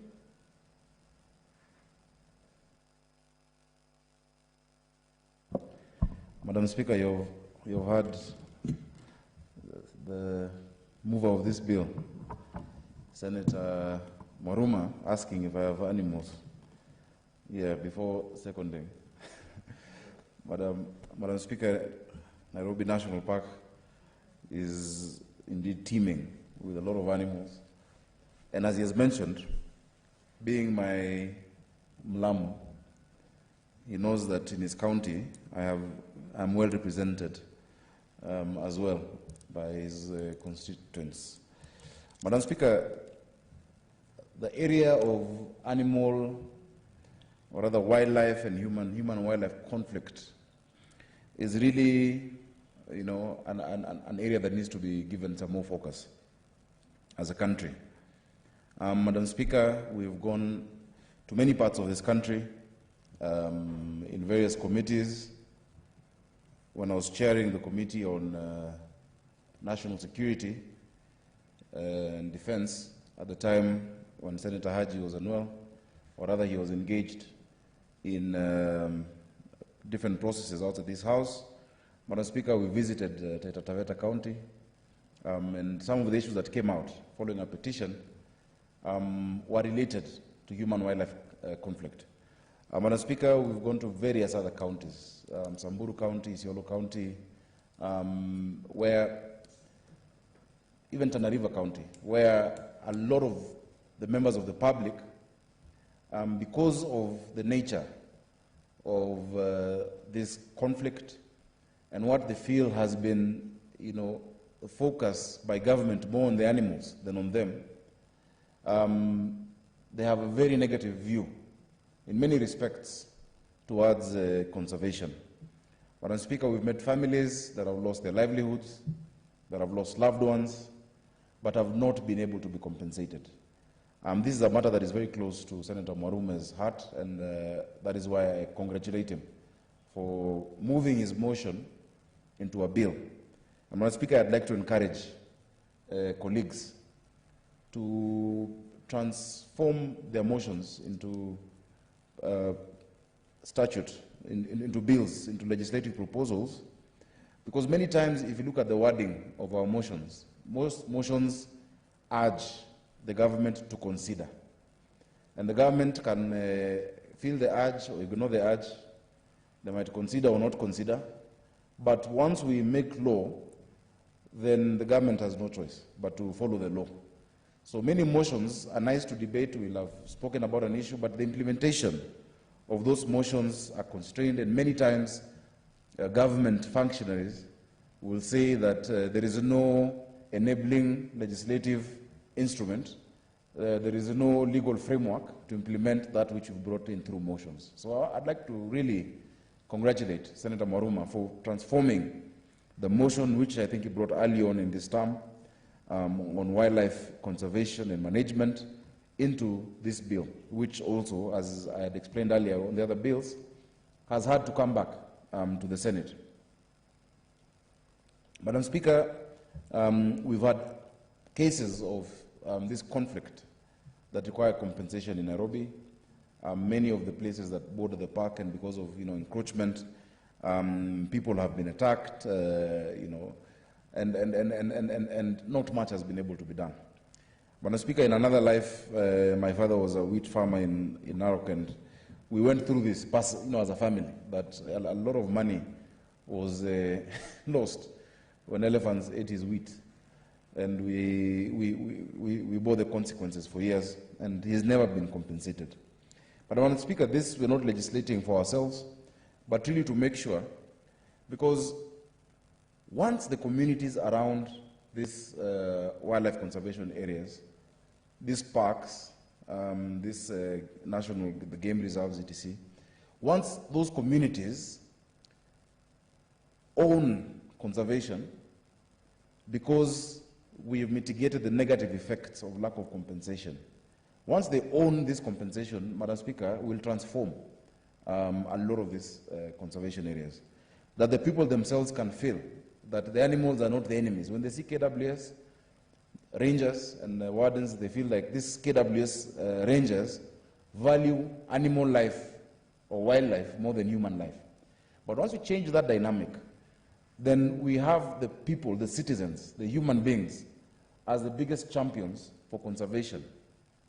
Madam Speaker, this country is regarded highly around the world because of our animals, because of the wildlife. And if we're able then to leverage on this and have the people part and parcel of conservation and management, then indeed we'll be able to do much better in that area.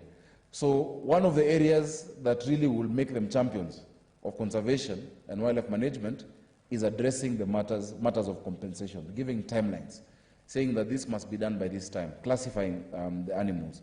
Madam Speaker, the provision that has been put in Clause 2, talking about the CS providing funding, I want to say, Senator Maruma, that is a very smart way of putting it without our neighbors down the corridor saying that you're doing a money bill, that then they can be able to find resources within their budgets for management of these affairs of each community wildlife conservation committee. And again, creating a committee of the people around there then gives them ownership, that it is not being done by people from Nairobi, by KWS, but also the people themselves around there, then they own this process.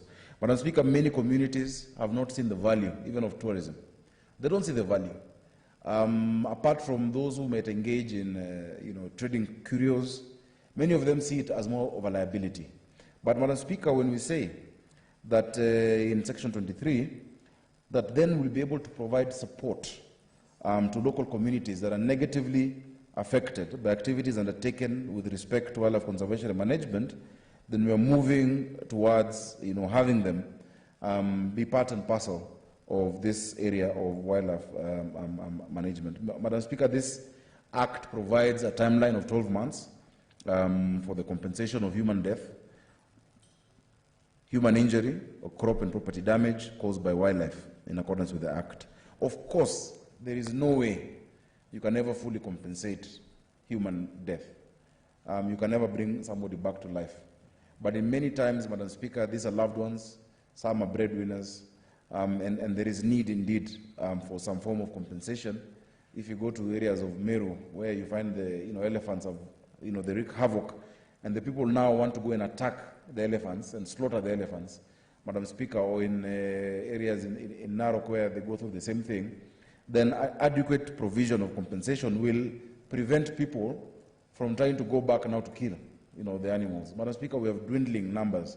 We have less than, I think, 2,000 lions. These animals, which are great heritage. And as we always say, this heritage is not a gift that we have to bequeath our children, but it's something that we're taking from them, and we're keeping it on their behalf. It's not something we've inherited, rather, from our ancestors. It is something that we have to bequeath to those who are behind us. But I speak also importantly, the area of creating provisions for county governments to provide resources is extremely important.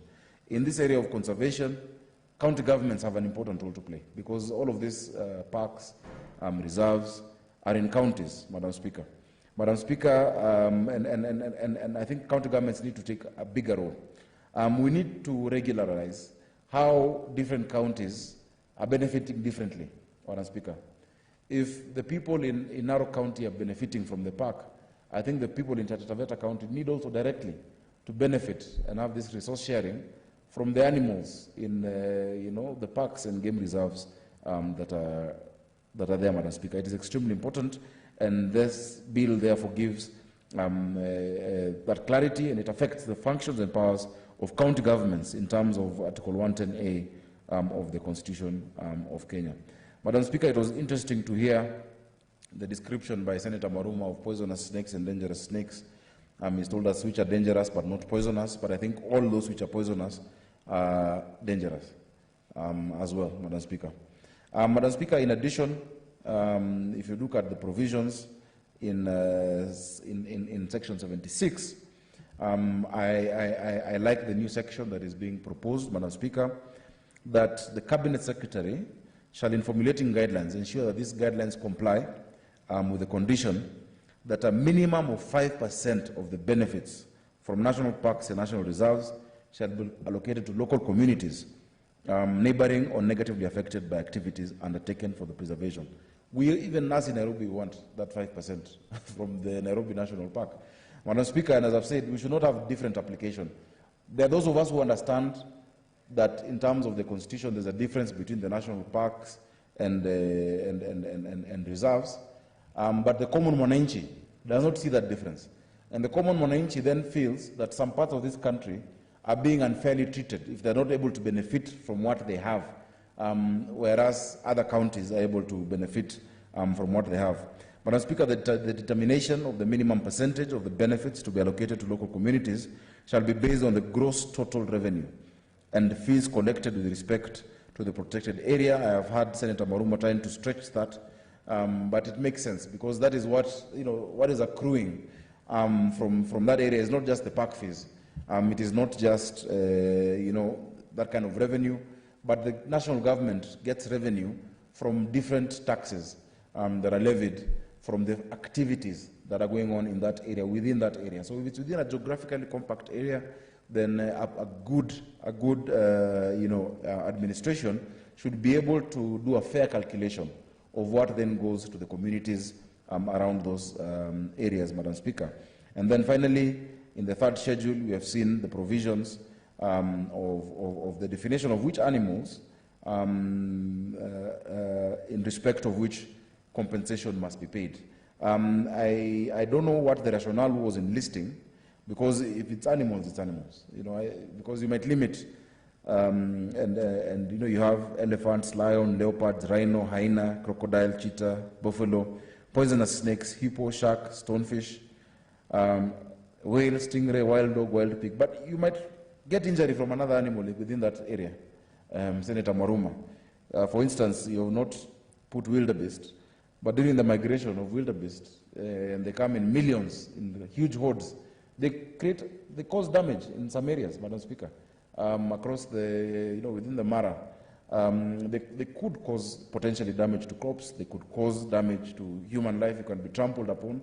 Does that mean then that you will not get compensation? So I think this is a bit limiting, and possibly it would have been prudent to expand this, of course, bearing in mind the issue of the cost of insurance and compensation. I've seen wildebeest only on crop, livestock, and property damage, and not human life, but you never know, Madam Speaker. Madam Speaker, I pray that as we've spoken, that this bill also will be fast-tracked. But before I sit, I want to really talk about the issue of incentives. We must incentivize these local communities. Madam Speaker, if you incentivize them, and I'm glad that there's a proposal in Section 76, where the CRA, Commission of Revenue Allocation, together with the Cabinet Secretary, then can formulate guidelines. And I hope Senator Maruma will be involved in that process, because he's been the champion of this issue regarding incentives and benefit sharing, and the nature and manner in which the same shall be distributed. And there's no need to reinvent the wheel. If you look at other countries that have similar reserves and parks, there are very clear incentives. If you look at what happens in South Africa, if you look at what happens in Botswana, in such countries, the community are part and parcel of it, because they're really being incentivized and they see the value of that. In fact, some of the proceeds of this have gone to social work, like building schools and hospitals and facilities where the people around there feel that indeed they are beneficiaries of those animals that are there, and the animals are not a hindrance to their development, but they are actually part of their development. Madam Speaker, within 21 days, the rules and regulations shall be formulated to govern the regime on incentives, and I hope that this is followed to the letter. We've done many bills where the implementation period has not been strict, so it's good that we've specified certain things must be done within 21 days, and that there shall be public participation, or what Senator Maruma has called public scrutiny, at every stage of the formulation within the framework of the laws on devolution and land management. Madam Speaker, private investments, subject to Article 66 of the Constitution, in conservancies shall benefit local communities, and investors shall provide such benefits by providing infrastructure, various options, including infrastructure, education, social amenities. You can have scholarships. You can get those young people within those areas being sponsored to learn more about conservation, about running conservancies. And Madam Speaker, even as we do this, because I've seen recently even a published gazette that talked about moving more to privatizing these national resources and these conservancies. Madam Speaker, I think that's a matter that must come to a committee on delegated legislation, because, Madam Speaker, we want this natural heritage, these animals, these conservancies, to stay in the hands of the people to the greatest extent. There can be partnerships, yes, but not to take away. Where you find somebody owning a conservancy of 100,000 acres and limiting even the people from around the community from coming in there. We have had cases of people who have been attacked and shot before. I think there must be a way, because I believe in, and they're doing a great job, Madam Speaker. If you go to Borana Conservancy, if you go to Lewa, if you go to Oljogi, if you go to many of these areas, they're very beautiful resorts, and the animals are being taken care of very well, Madam Speaker. I'll invite Senator Maruma to come with me soon, because I like going there when I can. Because, Madam Speaker, you really then feel what this country is about. This country is the land, and it's the territory and the people. But, Madam Speaker, apart from those conservancies that are run well, others, Madam Speaker, are run in a way to, that even the locals feel that this is not for Kenyans, that this is for those from abroad. Some of them have had cases of racism, Madam Speaker. Madam Speaker, we all know too well the case of somebody who was shot at one of these ranches, a few years ago, and it led to a huge case that was followed, and we know what happened after that. So we need to really look into this. We can't have a few people benefiting from what God has given freely to the people of Kenya. So, Madam Speaker, with those very many remarks, I'd like to support this bill, and yet again, really congratulate and thank the Senator of Taita Taveta, my in-law, for doing this, for bringing us this legislation. Thank you, Madam Speaker.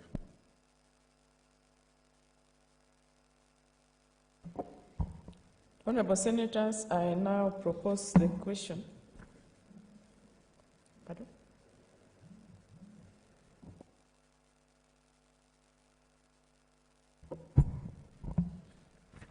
I propose the question, which is that the Wildlife Conservation and Management Amendment Bill, Senate Bills number 30 of 2020, be now read a second time.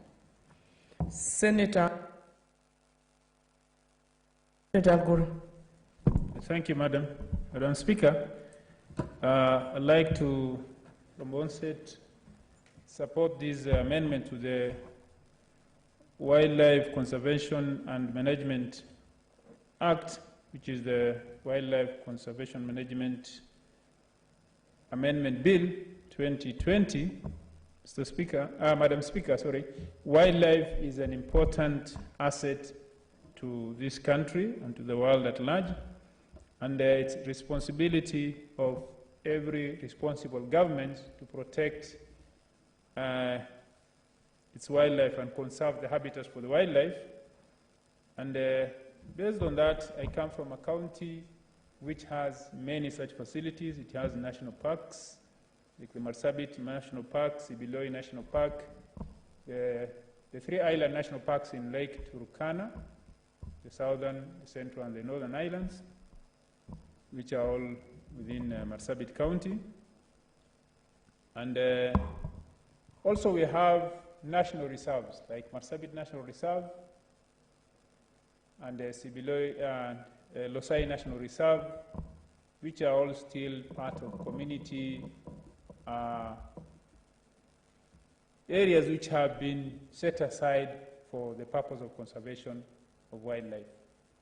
Madam Speaker, the main issue here, and I think because I've been in the Lands Committee with Senator Maruma when he has been bringing all these petitions I've been discussing with the Cabinet Secretary, is first, we had a serious petition from the county wildlife management and conservation and conservation committees because of their terms, the way they have been remunerated, and we discussed that at length, but it all boiled down to the issue of financial resources.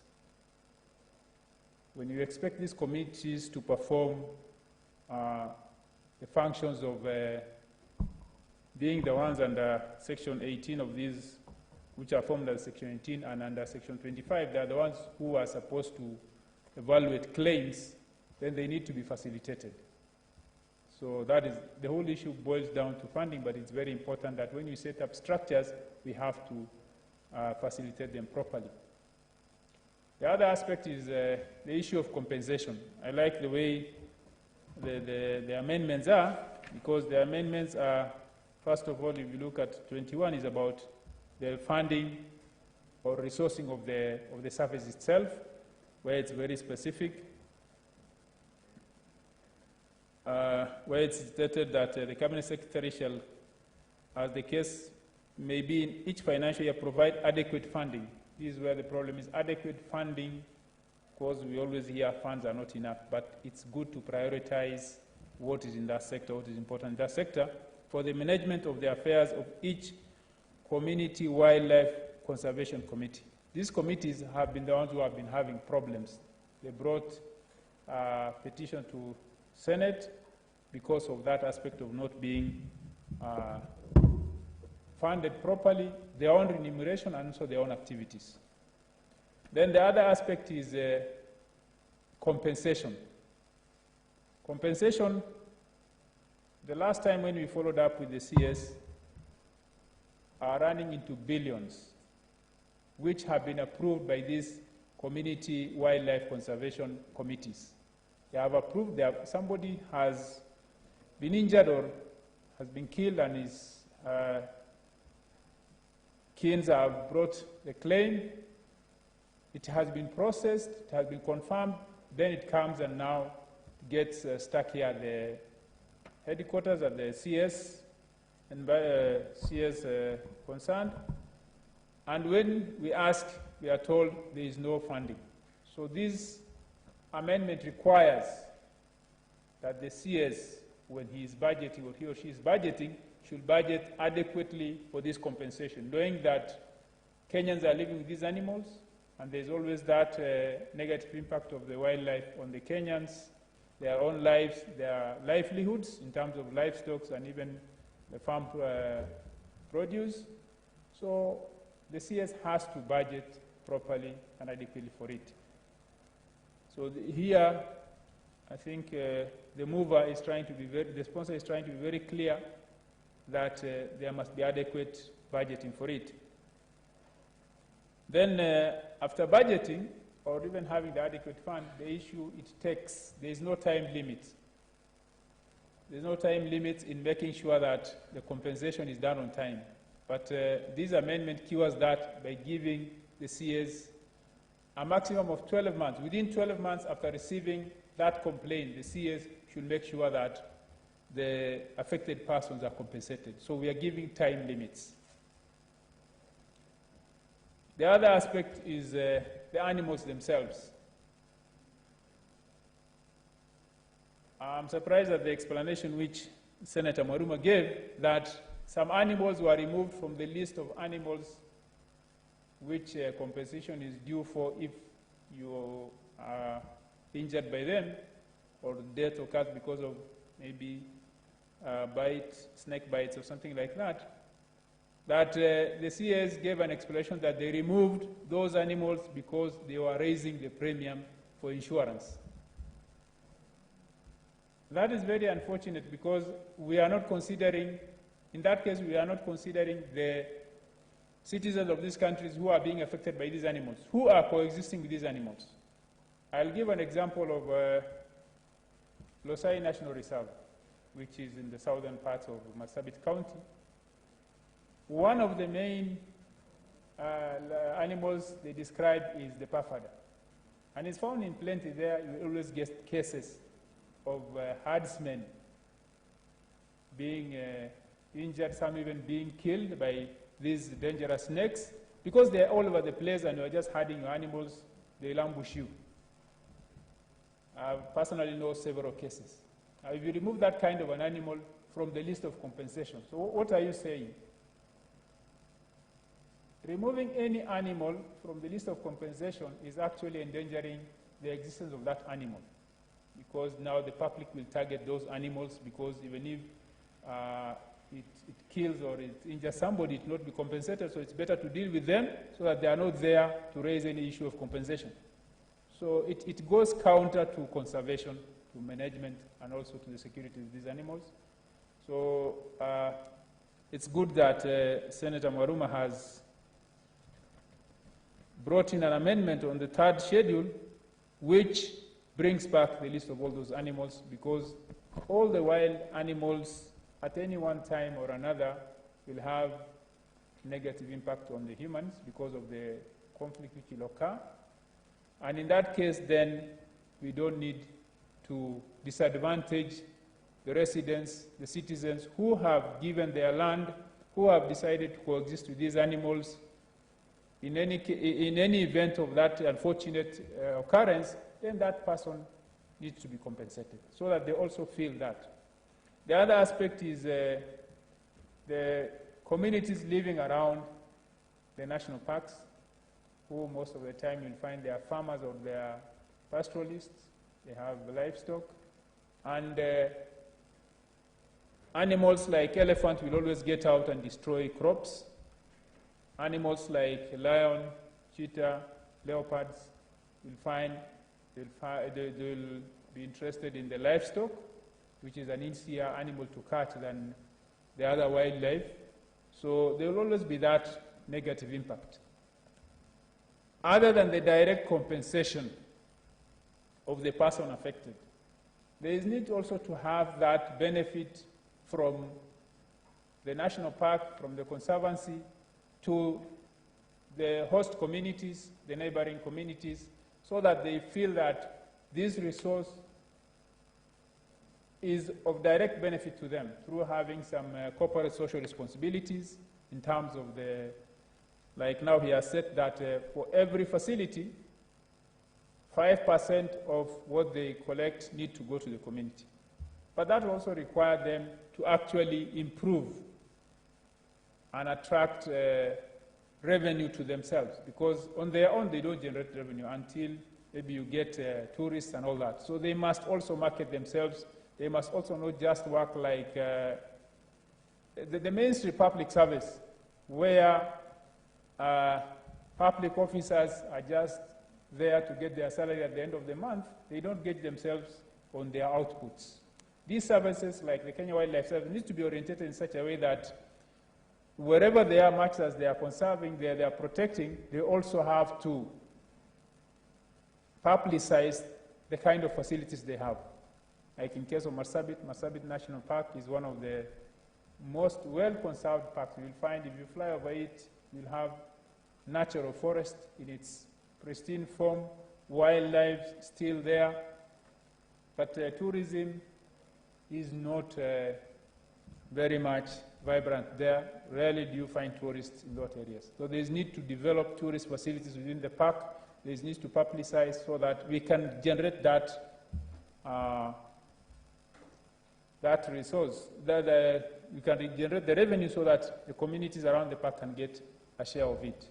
Sometimes when there is no much activity and you are just conserving and the community is not benefiting, then you'll get conflicts. Like in Sibiloi National Park, there is a lot of conflict between the rangers and the neighboring communities who at times will have to, during the dry season, graze or would like to graze in the park because that's the only place where there is grass. So there must be a way of managing even that.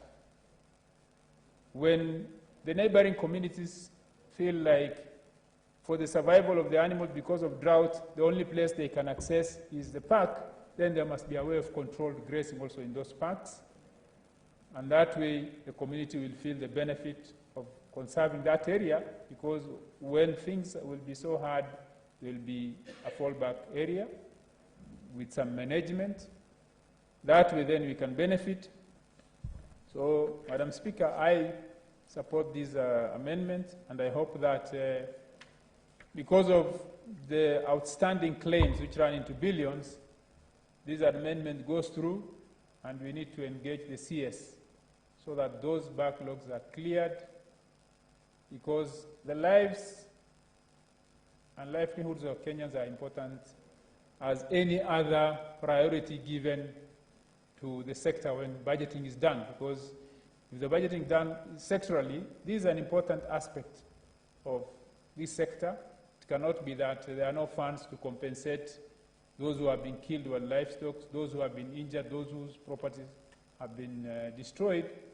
It must be a priority for that sector, because those are the people who have given out their lands to be converted into those national parks, into those conservancies, and they cannot be told that they are not important, that whenever they have claims, I know people who have claims running into 10 years or so. I know of a case some time back of a young boy who was killed by a leopard in my county, and up to now they have not been compensated.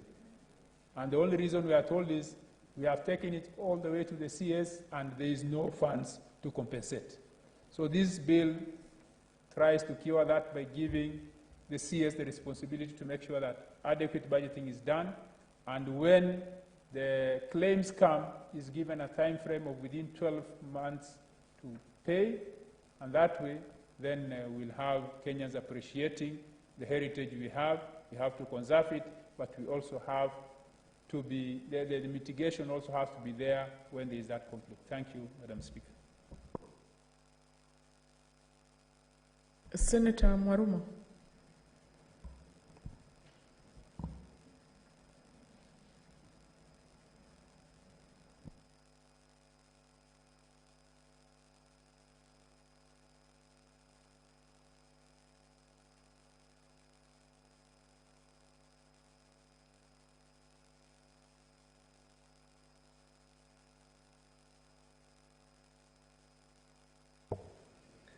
Madam Speaker, I beg to move that pursuant to Standing Order 1051, the debate be now adjourned, and request Senator Engineer Algura to second.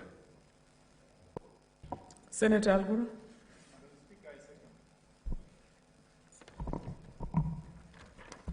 Honorable Senators, I now put the question that pursuant to Standing Order 1051, the debate be now adjourned. As many as are of the opinion say aye. Aye. And those of the contrary opinion say nay. The ayes have it.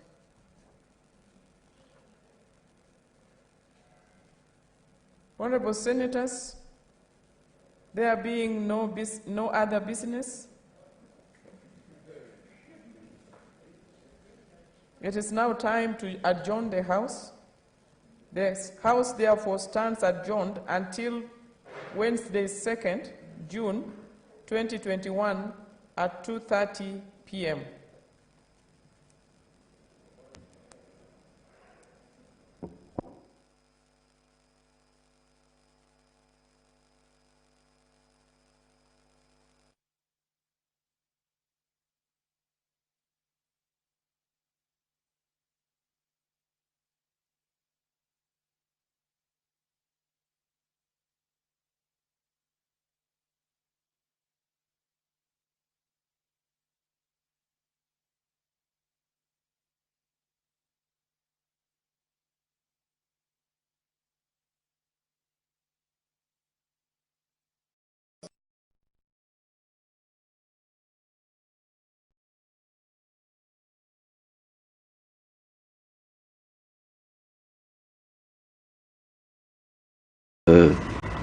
Plea was entered this morning, and what's to be adjudicated is one